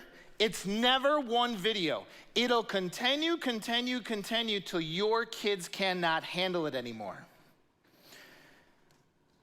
The National Center of Missing and Exploited Children, ladies and gentlemen, has created a fantastic PSA.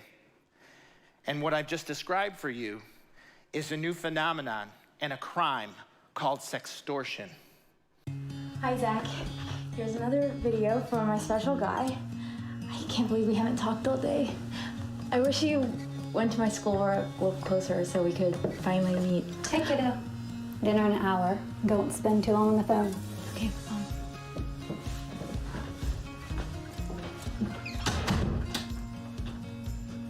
I know you've been waiting for this for a while, so I wanted to give you something special.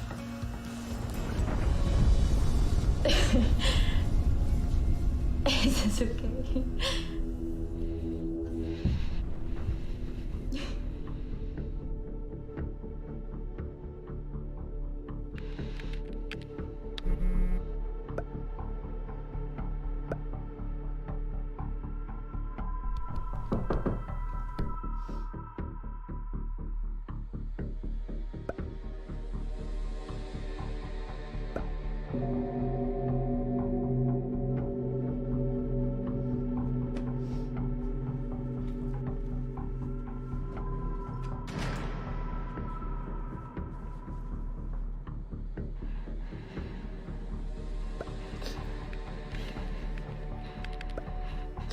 Who are you? Why are you doing this?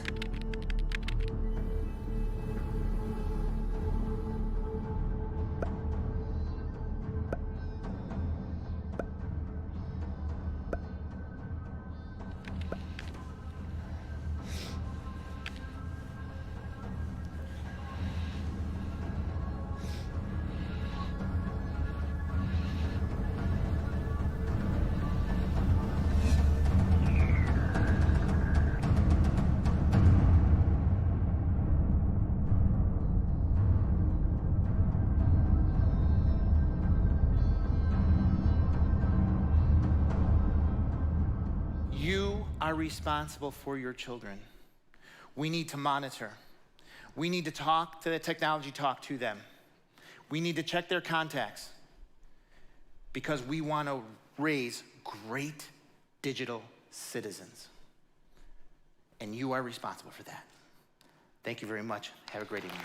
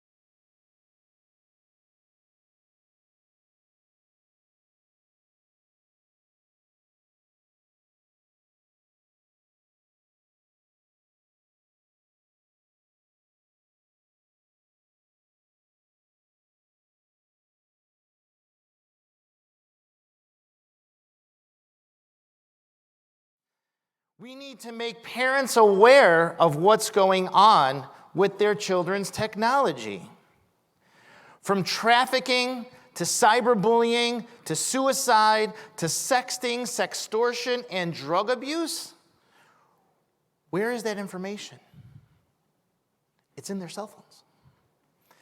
This is their swagger. This is their reputation. This is how they communicate. This is how they buy drugs, sell each other.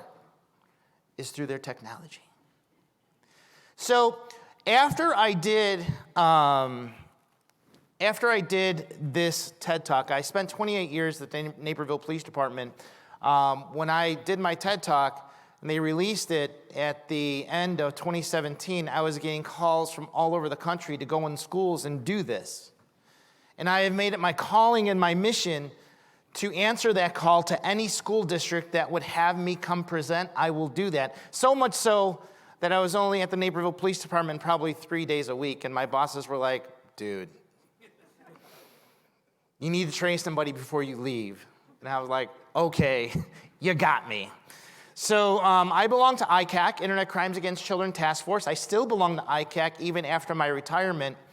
And after I retired, it gave me more opportunities to create and scale, because I can't go everywhere. I have a staff of all retired ICAC investigators, so we go out throughout the country and we train parents, students, faculty, and law enforcement. So one of the things that the stakeholders in this room, we all heard what the problem was this morning.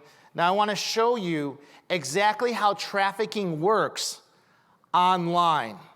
We are going to see 3 different aspects of how you in your states can affect trafficking.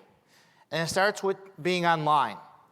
The ICAC, in cooperation with the Department of Justice and the National Center Missing Exploited Children, has created another great video on how trafficking happens online, and I want to share that with you.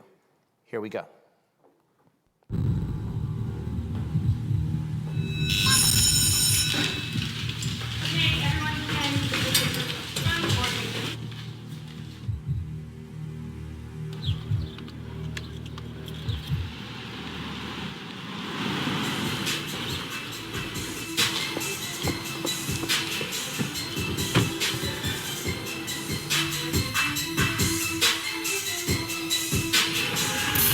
Can anyone tell me what the different chromosome is for a male versus a female? Yes. XX is female and XY is male. Correct? This is totally up here. No, it's down.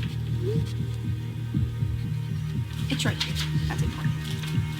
We're trying to study.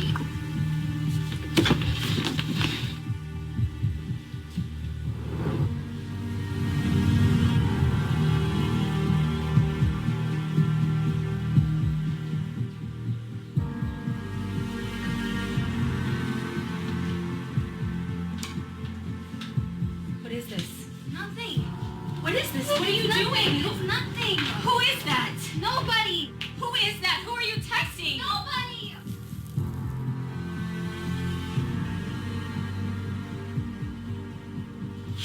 So you didn't tell your parents that you were coming over here tonight, right?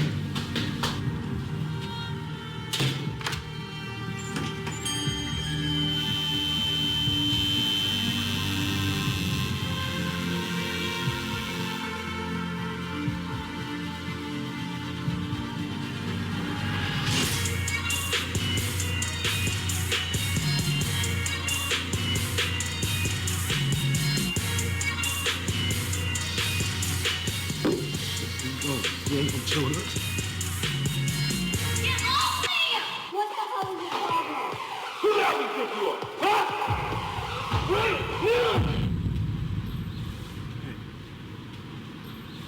Hey. It's gonna be fun. Come over here.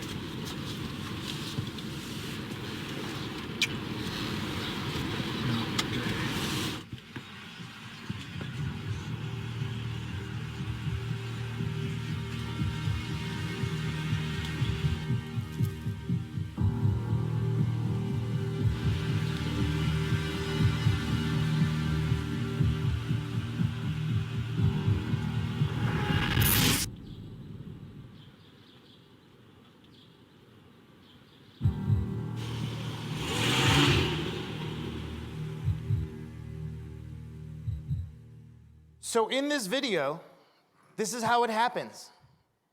We have students who are on Facebook, their Instagram, their Snapchat, and there are traffickers waiting for them to get in contact with them. They may contact 10 to 20 young girls who are not going to college. And they ask them if they want to be a model. And then they meet someone like this. And they have no idea what they're about to go into. But this person is telling them things that make them feel good about themselves. The way you wear your hair, you're so beautiful. The way you wear your makeup. So then you see the very bright student that answers questions in school and studies. And then they meet someone like the trafficker. Then you see the parent catches the kid sexting with someone. And then you see a teacher watching this all go down and doesn't know what to do. So what we decided to do is that we decided to show all of you here today what the solutions are in this horrible problem of sex trafficking, especially online. Well, the first thing we need to do is that we need to train our parents, our guardians, our foster parents, because so many kids are going in and out of these homes, and so many kids are so addicted to their technology. And when you have a kid who you say, no, you're not getting a cell phone because you're at risk, ladies and gentlemen, I submit to you that at every single school in the United States, junior high and high school, there is at least one kid that sells burner phones. Who needs phone service anymore with Wi-Fi? But yet you have children selling these devices to children who know you're not having a device. The children will find a way. So we need to be training our parents, just like in the TED Talk, on what to look for and how to talk to these children. And we need to bring this to your states. We need collectively to have this training depending on your ICAC. I will give my presentations to anyone who wants it, just to save as many children as we possibly can. The next group we have to train is our students. When I go in schools throughout the United States and I show kids how we investigate computer crime, and no one online in their social networks and gaming are anonymous. And then if someone is making you do something that you know you don't want to do or making you feel bad about yourself, no one has the right to do that to you. And I tell my children, I am going to show you how we can find out who this is so you do not have to suffer in silence anymore. Because, ladies and gentlemen, I am sick and tired of the cutting. I am sick and tired of the suicides because our children do not think it's ever going to end. So I empower them. I show them. If someone's making you do something you don't want to do, we can make it stop. You just have to tell us. And this is how you collect the evidence, and I show parents and kids what that evidence is, so ICAC people can find out and take that information and run with it and identify our target. As you saw in the video, school staff just standing by, there is a cancer in our school districts where we have attorneys and school district presidents saying that, you heard that there's a naked picture on that phone? Oh, don't touch it. Don't touch it. When you don't touch it, when you don't make a report, that victimization continues and you're really not helping that child. And one of the biggest common denominators that we saw today, ladies and gentlemen, from every story at every speaker, is law enforcement does not know what to do. When I train law enforcement, I teach for the school resource officers, NASRO, National Association of School Resource Officers. I teach for OJJDP. I teach for a lot of the MTUs and post trainings across the country. And when I teach law enforcement, I make a joke. You may not find it's funny, but they know it's funny. You guys, in law enforcement, we have police officers that really work really, really hard at not taking a report. And then they'll laugh. And then they'll hit each other. And I say, how many of you know one of those guys? And they'll all raise their hand. You know what that is? Is because no one is training our patrol officers driving in a car about technology crimes. In Illinois, I tried to pass an 8-hour class in the academy for new recruits. That they have to take 8 hours of cybercrime training because everywhere you go, every crime touches a phone and a computer. But you know who fought us on that legislation? The Police Officer Standards and Training Board. You're going to give us another unfunded mandate, detective? Well, I'm doing this in an effort to save your children.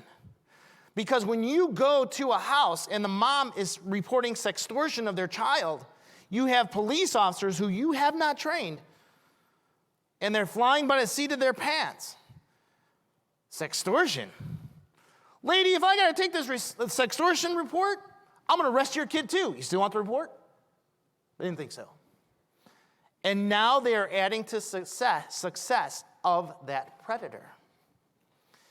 So as I go through my training, and now I am retired, I still do ICAC cases. I live in Lockport, Illinois, and I set up a cybercrimes division there, and I'm setting up another cybercrime divisions in Kane County because there are just too many predators, and they don't have the training to do that.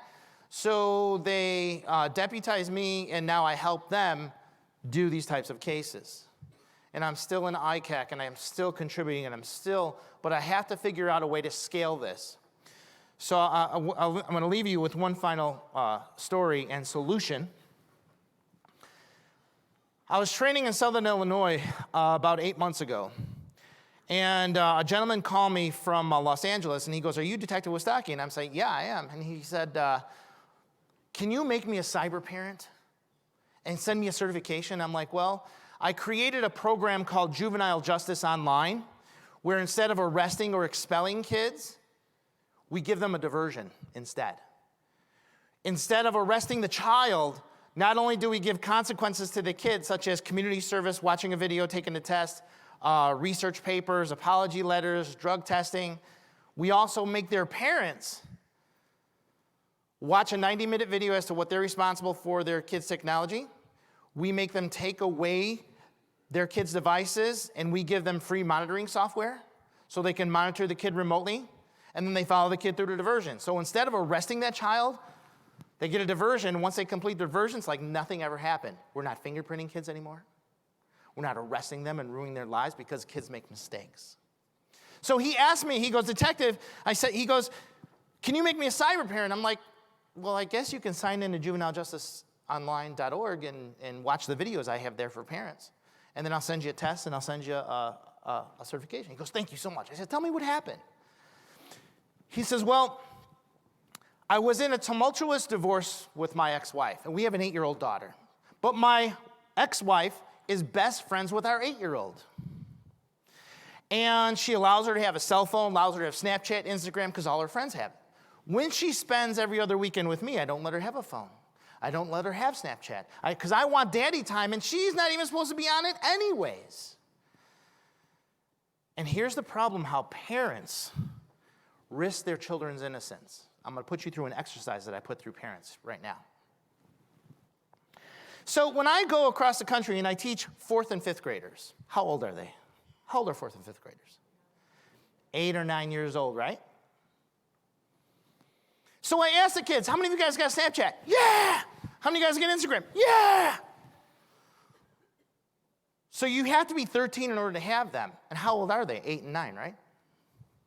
So when their parents allow them to have Snapchat because everyone else has it, and you never want your kid to lose out and miss something, right?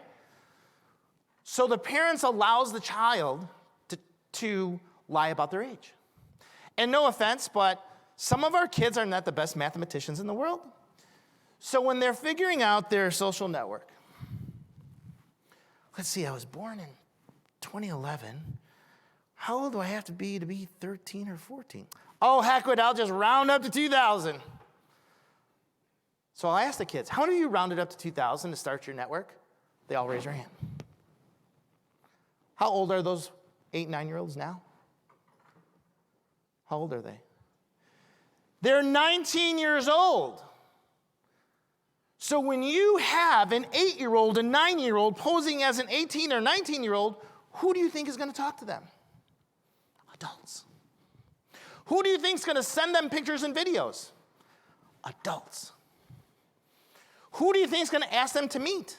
Because they're adults. And our kids want to be so grown up. And it's okay to meet because nobody's going to do that to me. So the dad told me that his daughter went back to the mother and said, Daddy's being abusive because he doesn't let me talk to my online friends at 8 years old.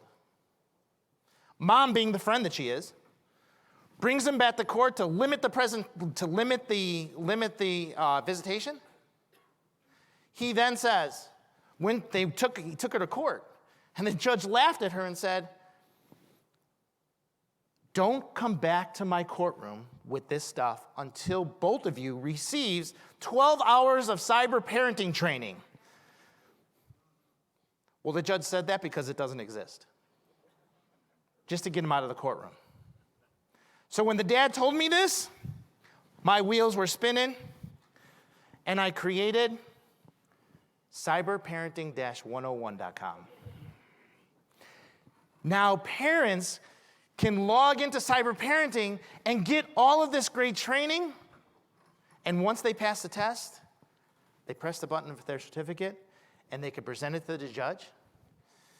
DCFS in Illinois is actually thinking about making this part of licensing, that if you want your license to be a foster parent, you have to have your certificate. So these are just a few things, ladies and gentlemen, that I wanted to give you. I appreciate your time, and I am in whatever you need. Thank you very much.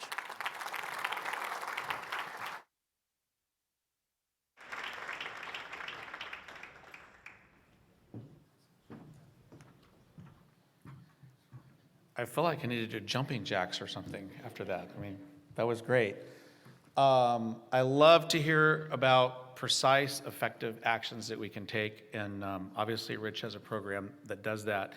I'm going to introduce you to another friend of mine. He's kind of a famous guy in the Navy SEAL world.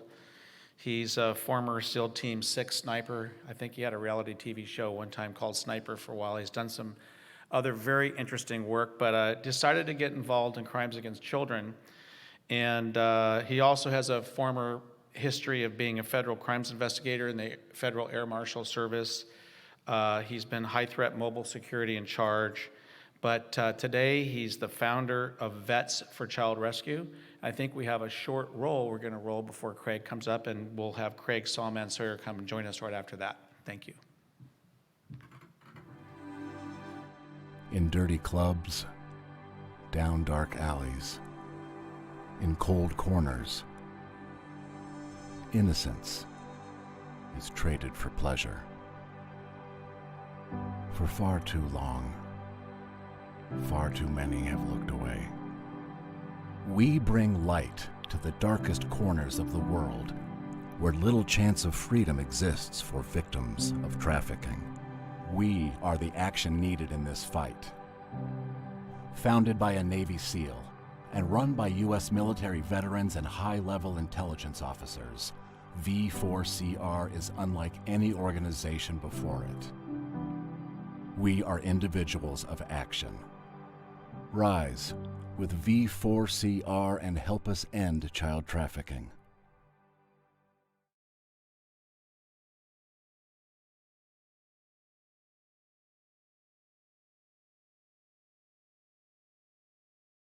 Rob, it's a pleasure to be here. It's an honor to be part of something so positive as the concept of this task force and joint mission. I've been part of a team for virtually my entire life, and I realize the value of teamwork. So I commend you, Governor and First Lady Bevan, for kicking this off. It's very important, and I'm inspired by your heart. So I see you. As I see it, my personal perspective of the problem with child trafficking is one of culture. Our culture has been systematically beaten down and attacked. I think what we have created is what we would refer to in the special operations community as a permissive environment for child trafficking. We've been bullied into being tolerant of virtually any sort of harm. And I would submit to you that there is a point at which we should stand our moral ground and say no more, especially when it comes to the kids. Back in the 40s and 50s, we had a scientist who was a pedophile, falsifying studies, and he went around and he was very active politically. He went state by state by state, affecting our law enforcement, our legal system, our academic system, and our psychological health care systems on not child trafficking, but pedophilia, making it a softer, more permissive environment, because that's the reality that he wanted to create. So fast forward 4 generations later, now we've got an epidemic. In Europe, the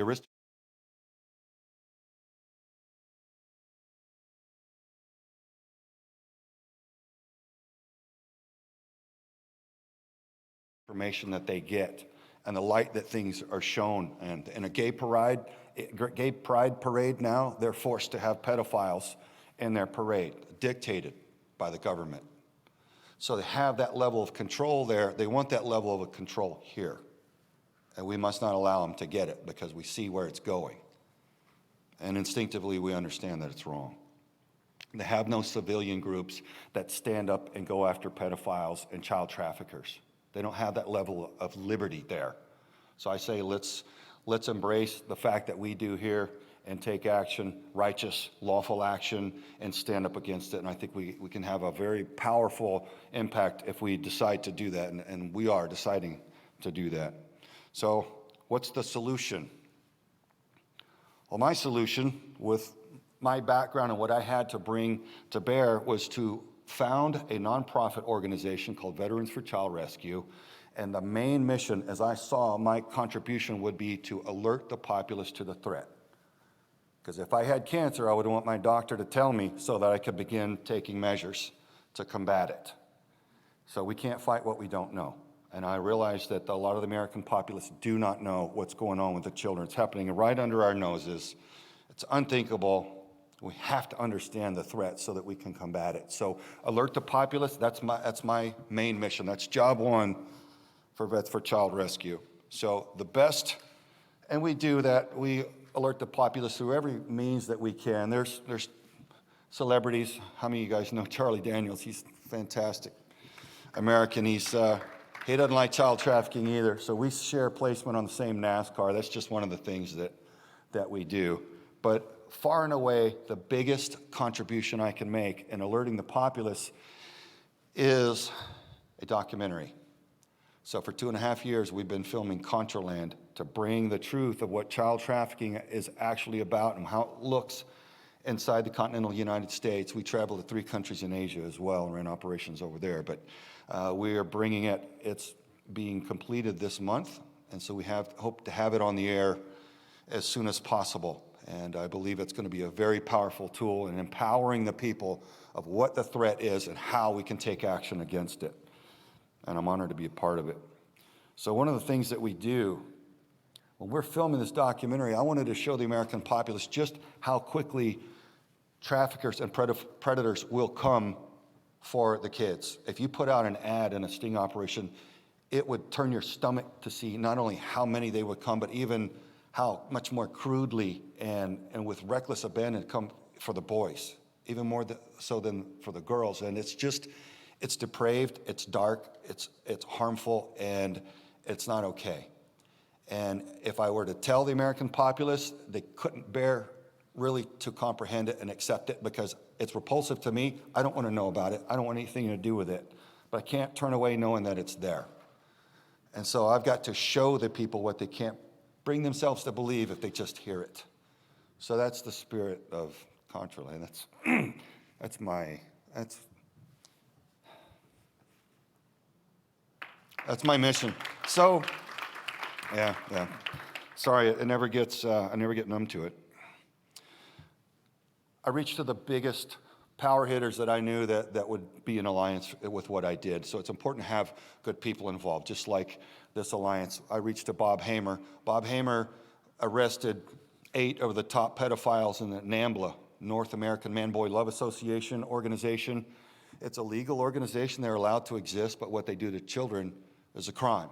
So Bob went undercover for the FBI and got 8 convictions there. He's one of my heroes. Former Marine, Christian man, good dude. Dr. Judith Reisman, another hero of mine. She's a professor at Liberty University and a champion for the children like no other. Jack Farmer is the most famous national asset you've never heard of. He's solved major national security problems for the United States over the decades for virtually every intelligence agency and law enforcement agency. So when you see Tom Clancy movies, they're writing about guys like Jack. He's one of the top handful. And Admiral Charles Moore, he was the Deputy Chief of Naval Operations and an executive with Lockheed. So we've got some fantastic people on our board. We've got fellow organizations that handle other aspects of aftercare, prevention, and so forth. A lot of really, really good people. But where this really kicked into gear for me, and this just represents some of the agencies involved in our organization, is our daughter. So my wife and I got a phone call in the middle of the night, and it was our daughter, and she was frantic, and she had just been raped at knife point for hours and escaped, thank God. But the sound of her voice, it's not one that I'll ever forget, and it serves to drive me. So we got her back. We go to the hospital. We let her know, hey, we can either insulate you from this baby girl or you can fight. She's like, Papa, I'm going to fight. Well, it's going to be invasive. They ask you a lot of hard questions, and there's a lot of medical testing. They're going to poke you with every needle you've ever seen. And she goes, I don't care. I want to get him. Let's fight. I was like, yes. Little scrappy baby girl, man, she had just turned 18. She has a heart to keep him from harming any others. And so that was inspiring to me. I was like, okay, all right, then you want to fight? Then we'll help you fight. Yeah, let's do this. You come from the right family for that. So she decided that she wanted to serve as a junior decoy agent in our joint federal and local law enforcement sting operations, where we go put out ads and let the child predators come and we arrest them. We use junior decoy agents, people that look like they could be very, very young, and to help lure them in. And she's like, I can do that. I'm like, no, you're not doing that. It's dangerous. You got to wear body armor, and this is a real operation, and you're my baby girl, and you're not going anywhere near harm ever again. And her counselor and my wife and our team and our investigators said, Craig, you should really let her fight back. And I'm like, God, get me a way out of this. Anyway, ultimately, I decide to let her make that contribution. It was the right call. It was a difficult one, but man, she shined. So that's her watching her first predator be handcuffed and loaded into the squad car after her very first sting operation. You can see she's just kind of processing it there.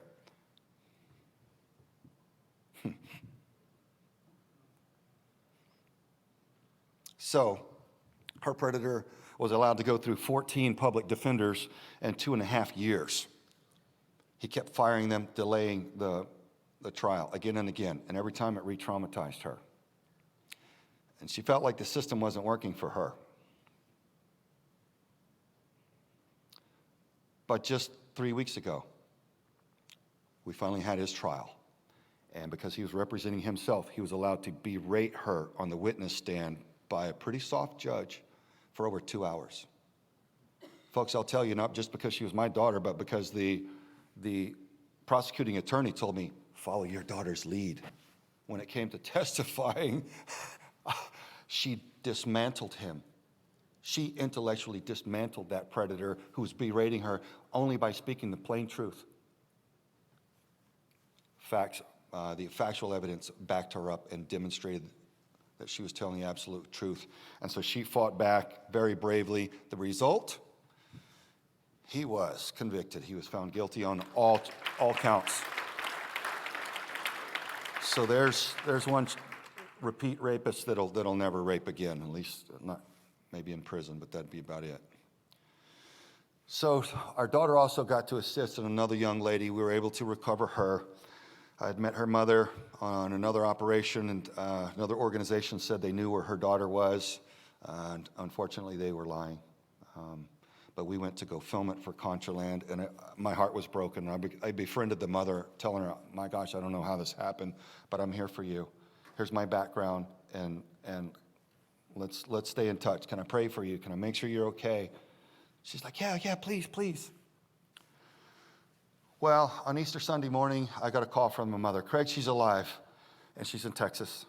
And we were able to effect rescue and get her and bring her back to safe haven. That's she and her mother reuniting.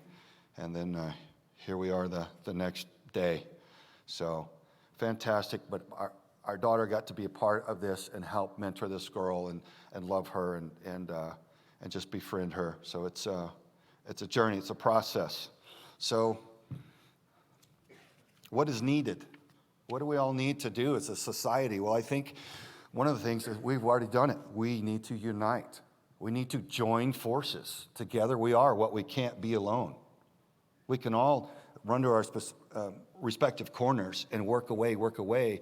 But again, my history is teamwork. I understand that the power of teamwork, the multiplication factor of dissimilar people working together to come up with a bigger result and bigger solutions. So I think this is a beautiful thing. And we need judges and DAs who will prosecute, because it pains me to admit that not all will. Some of them are being put into office specifically because they will not prosecute child sex crimes. And the big billionaires putting them in those positions know it. That's why they're being put there. We have to fight back. We have to assert ourselves as citizens. It's fantastic to see good people in office who mean business and mean to do good. All is not lost. I think we're turning a corner right now for the good. We can educate the travel industry. We've got a deal going with the TSA, my organization, to empower them on how to spot when a child's being trafficked. We need to do the same thing, sea, air, and land. Shipping, busing, Greyhound, there's a lot of bus movement and so forth. Trucking industries, there's a lot of ways that they move the kids. But if everybody's empowered with how to stop it and intervene, we can do a lot of good there. So law enforcement, a lot of them don't know how to process a child. I'll just confide in you, there's one law enforcement unit in southern Arizona. They said, Craig, we will get a big truckload full of dope and we process that. That's routine. We know how to do that. But if there'll be several children in there, we're not really trained or equipped and prepared to process them. So we just kind of send them back across the border or send them to another location. I'm like, man, you need to exploit them in the right way for the intelligence and lead to the network how they got there so we can stop it from happening to others. There's a lot that needs to happen there. So how do we empower our law enforcement? Well, they need training, education on how to do that. How is that done? Because it's a different aspect of enforcing the law. Separate the adults from kids when you make a stop and let's go, hey, are these your parents? Hey, are those your kids?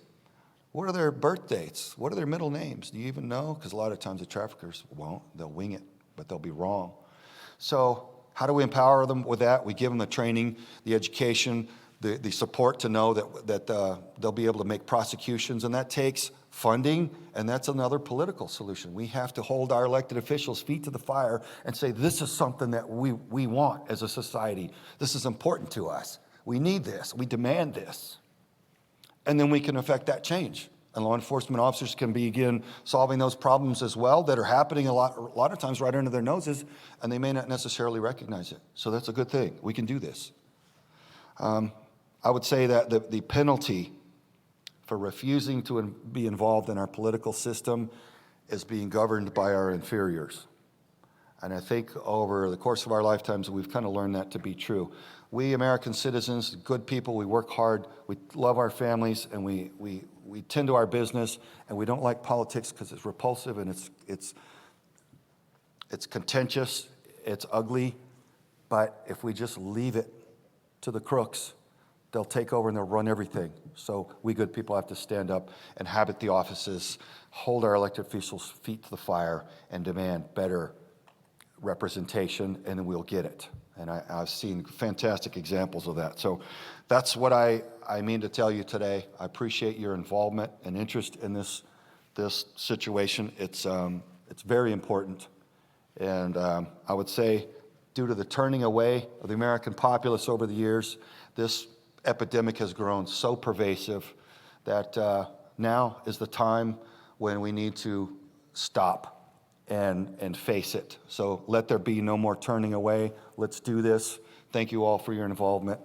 That's all I've got for you today. Take care.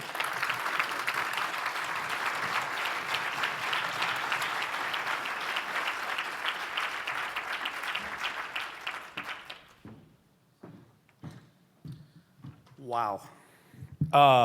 We have one more guest we're going to introduce, I think. We're squeezing this in before lunch. Another important person, I think, in the battle to protect children.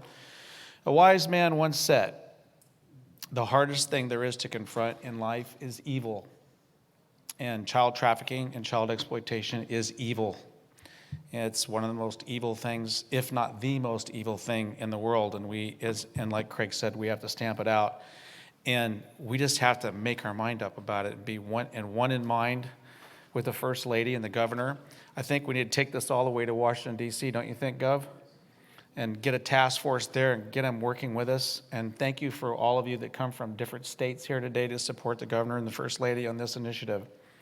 So the next person I want to introduce, I actually met because of Christy Black, a wonderful lady sitting over there, going through some problems in her life not with trafficking, but with the court systems and the threat of children being removed from their parents. And Governor Bevin last night at dinner and spoke a lot about the statistics involved with what happens when children enter into foster care. So we have some success stories, and unfortunately we have a lot of bad stories, and a lot of source of human trafficking comes from children being taken away from their families, and particularly from their mothers.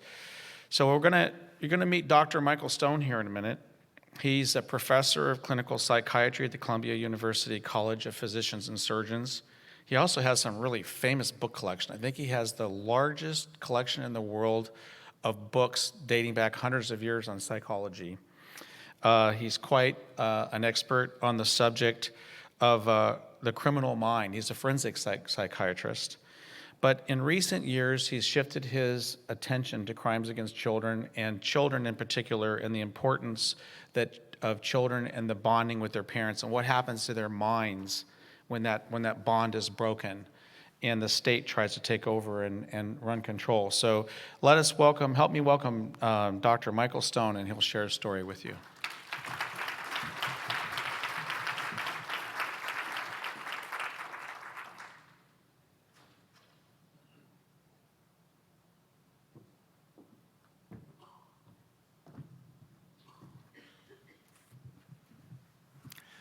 I was all set to read a 10-page thing that I wrote, but I'm going to just try to talk it through because it would be too long, and it would take away from some of the topics that we've heard this morning, which are eviler than much of the evil that I've been writing about. I first became aware of some of the terrible things that could happen to children when I was working at New York. I was running a unit at New York Hospital Westchester, and there was a girl who was totally mute. She didn't say a word. She was 18 years old. It took 13 months before she finally said anything. We thought she was maybe a catatonic schizophrenic, or she was terribly depressed. What the hell? We didn't know. And finally, there was a good therapist who was familiar with incest in college students, and she was able to get this girl to finally acknowledge what happened to her. Her oil executive, wealthy father, she was the eldest of 8, had committed incest with her since she was about 8 or 10 years old, and finally to the point where she became pregnant. And then he drove her, as she finally confessed, he drove her with the mom in the car to an abortion clinic 100 miles away, and then abandoned her. She then had to hitchhike back or walk much of the way back to New York and ended up in the hospital. It took her many years before she made a kind of recovery, and that was the first that put me in mind of the frequency of incest as a factor in many seriously disturbed, mostly female patients. There's a few father-son incest, or even mother-son, but mostly, of course, the victims are young girls. Then there was a patient we had on the unit that Dr. Kernberg and I were in charge of at the Psychiatric Institute in New York City. She was an actress in the Andy Warhol, one of the early actresses in his filming, etc. Unbeknownst to him, she too was an incest victim from a very wealthy father out in California, and she had run away from our hospital. We were not able to give as complete a treatment as we wished to. Ultimately, she, after being briefly in the film with Andy Warhol, she went out and tried to do other things. Not too long afterwards, she was about to get married. She felt unworthy because of her incest, as if she was a bad girl rather than the father was an evil person, and she committed suicide. So these are some of the things that alerted me to the evil that's out there. And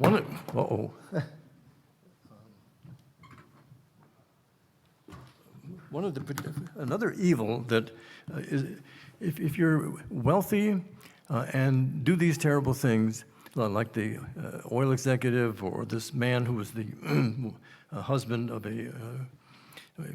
was the woman that was wealthy, ran Southern California Railroad, you do not go to jail forever. In other words, the victim knows that daddy isn't going to go and to be in prison for the rest of his life, so that you will be free from his threat that he's given you. He's going to kill you if you tell anyone, which is a very big evil.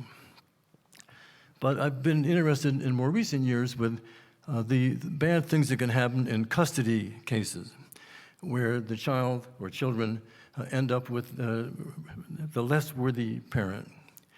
I've done about 55 custody cases, been expert witness in those cases over the years, and I've learned how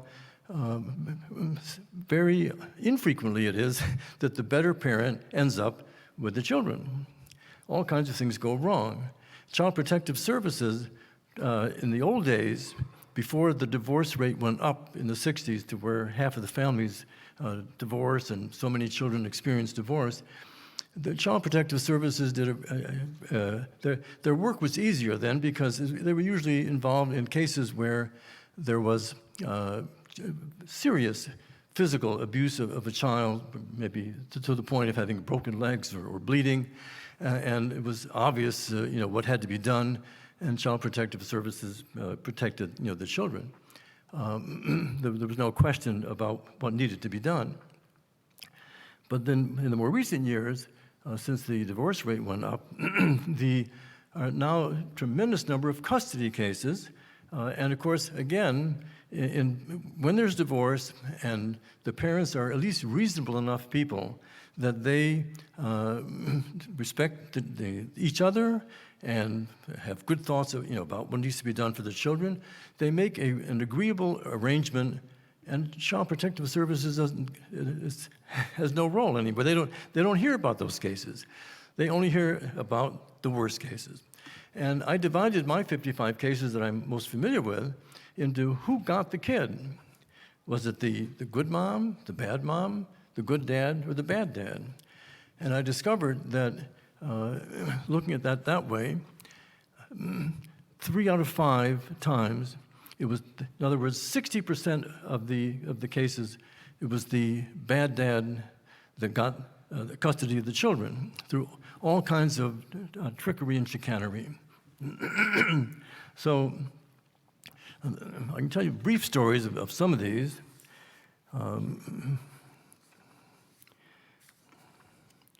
Well, there was one in California some years ago where the mother and parents, they had twin daughters.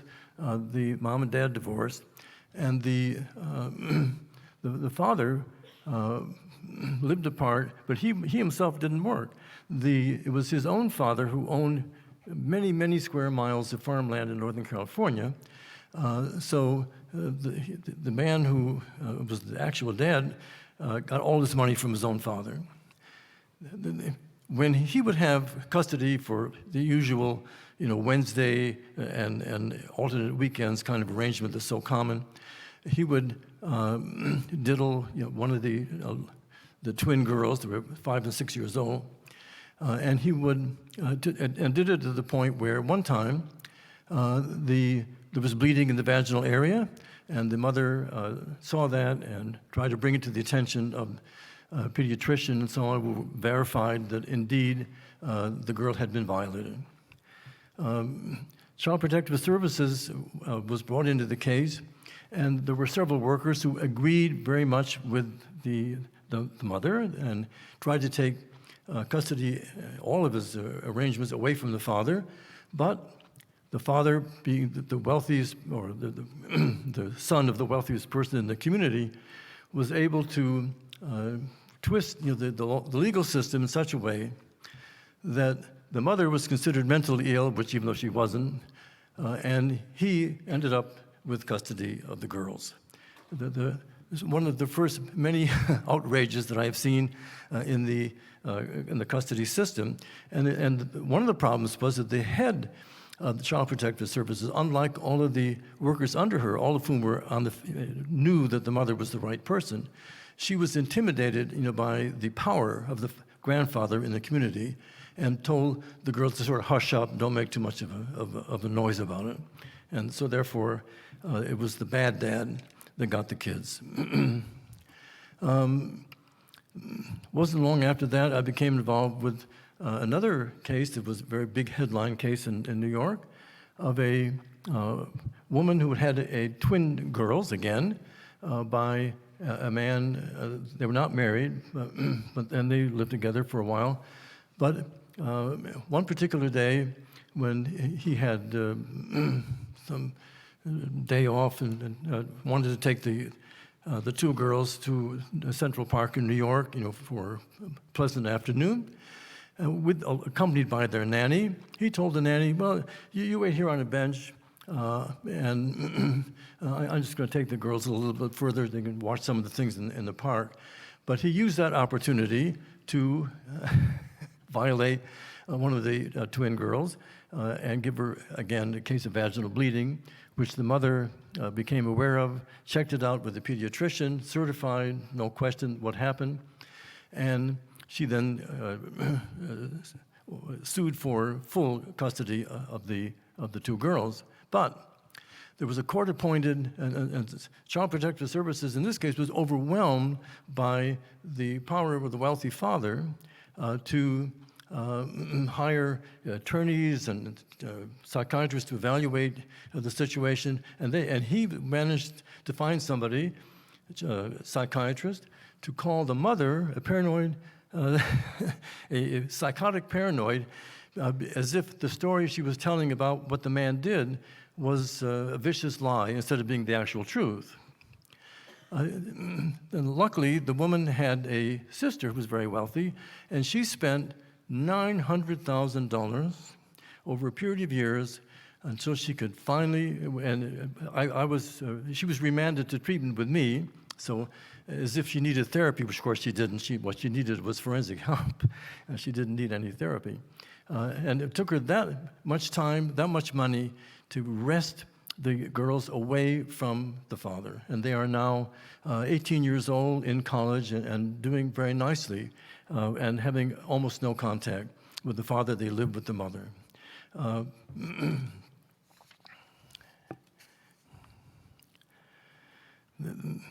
And that led me, by the way, to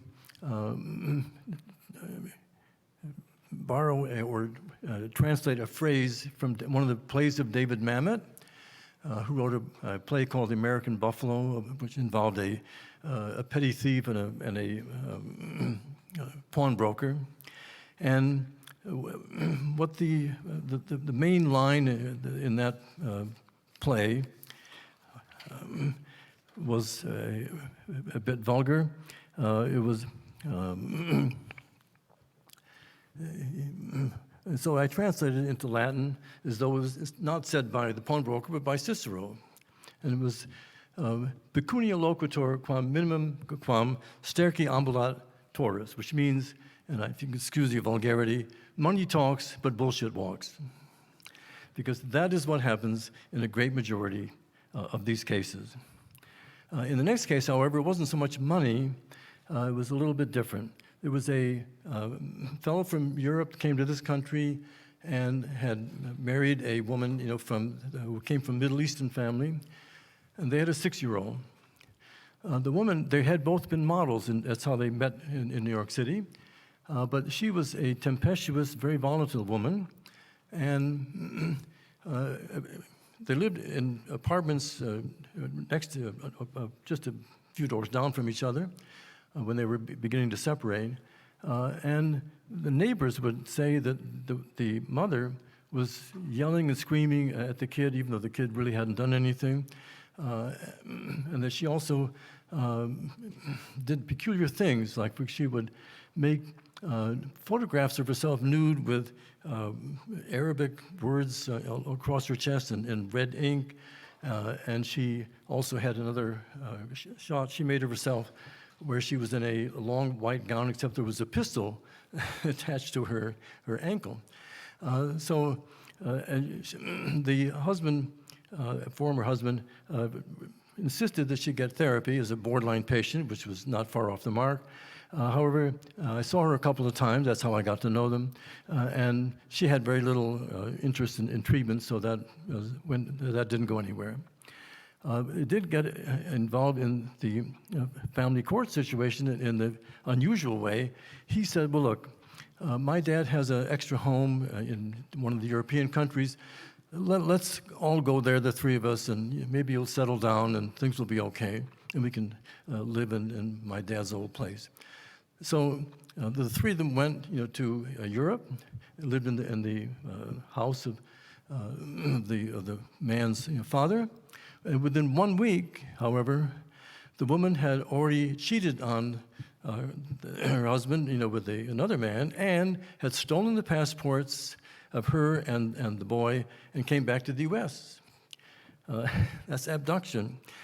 And it took about a year with many cases, law cases involved along the way.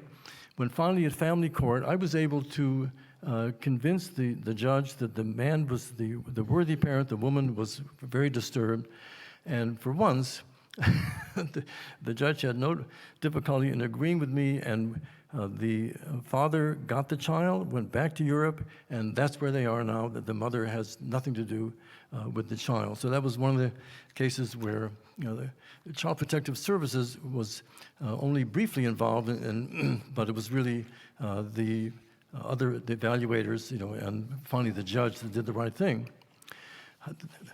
Now, there's other cases that have much less fortunate outcomes.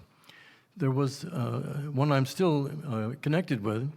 It involves a woman in New York City who had come from China originally, and she married, she almost married a man 18 years ago, except he backed out of the marriage at the last minute. They had a daughter, and when the daughter was about 2, he accused the mother of striking the little girl, which had not happened. But nevertheless, at this point, Child Protective Services was called in, and they believed the father. What happened after that, there was then evaluations by social workers, psychologists, psychiatrists, etc., who took the father's side and prevented the mother from having anything to do with the girl for about 12 years, until finally I was brought in as an evaluator and said that the mother was far the more worthy parent. And by that time, the girl was 16, but she had become very depressed and sometimes suicidal. She had a hospitalization. There was more trouble, more back and forth, with the judges and the legal system. And finally, the whole situation became moot. She turned 18, and she was then free, to be with her mother, which is where she is now. But there was a great deal of trouble along the way. And it took 16 years, in effect, for the situation to finally have the proper outcome. Another weird case with custody, there was a man of 52 who was exactly double the age of his wife, who was 26. He had never had an extended relationship with a woman in his whole life before. This was the first time he had an extended relationship. He was a wealthy banker from one of the southern states. They lived, however, in New York.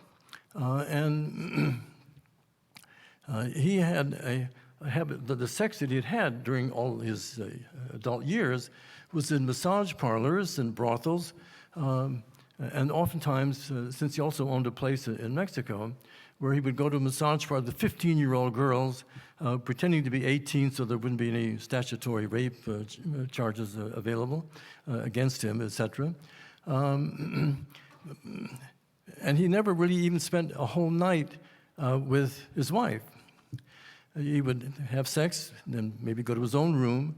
Meantime, he gave the wife 3 different STDs, not the same the same bug, but 3 different bugs along the way. And he also insisted that she had, apart from the hair on her head, all her hair removed so that she looked like an adolescent girl, since he was basically what's called technically a hebephile, which means you pedophile with adolescents as opposed to children 10 years old or less.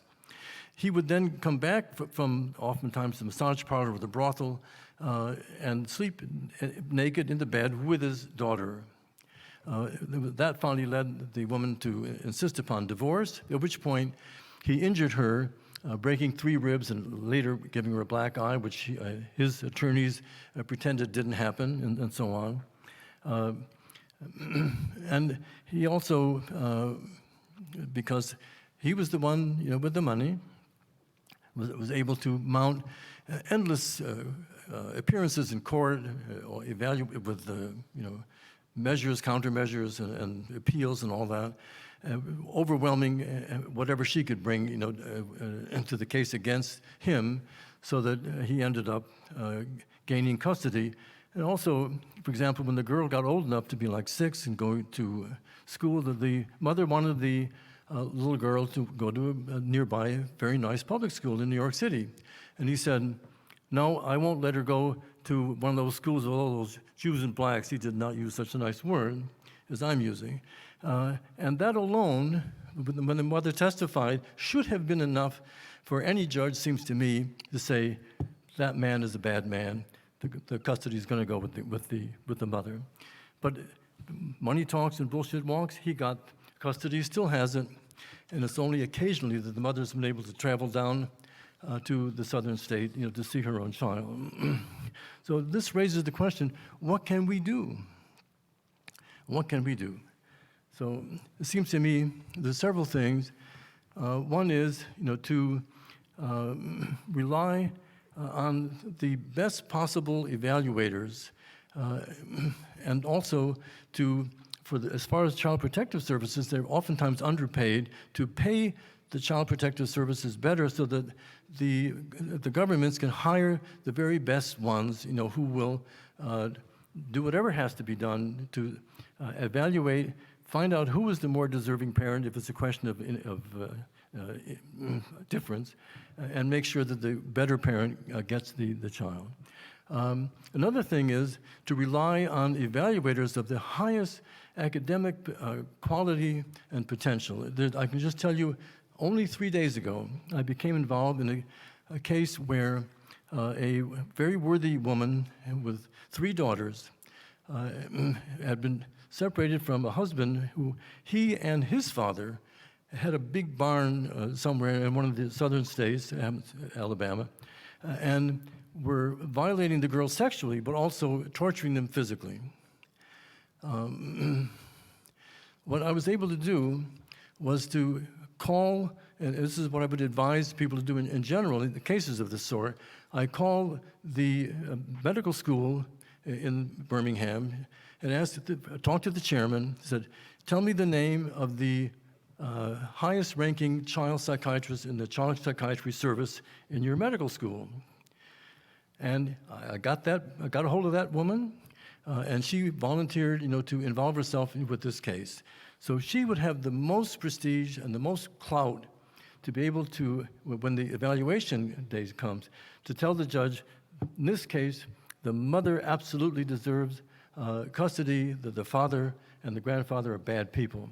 So that if you can get the most prestigious, the person with the most clout, the most to be the evaluator, rather than somebody that makes his living as almost a court functionary.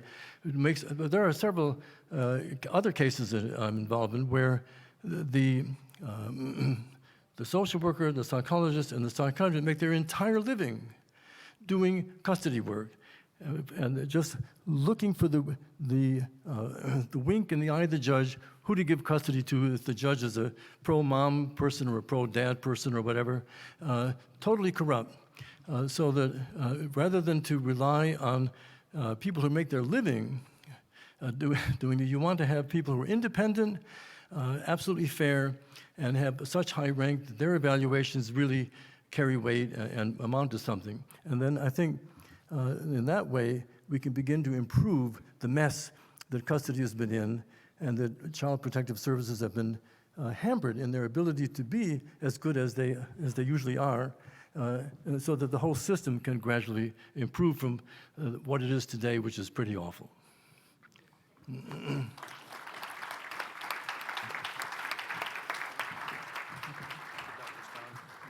Thank you, Dr. Stone. I think the moral of the story is we want to make sure our children have the best representation that we can possibly give them. And we also, I could borrow some of the ideas from Detective Rich Wistocki about education. Why can't we educate the judges? Shouldn't judges have some special qualifications? Maybe it's time to modernize the system a little bit. They're probably still working on really old methodologies. So anyway, thank you, Dr. Stone. Thank you again for having us. I believe John's going to come up now, and thank you again.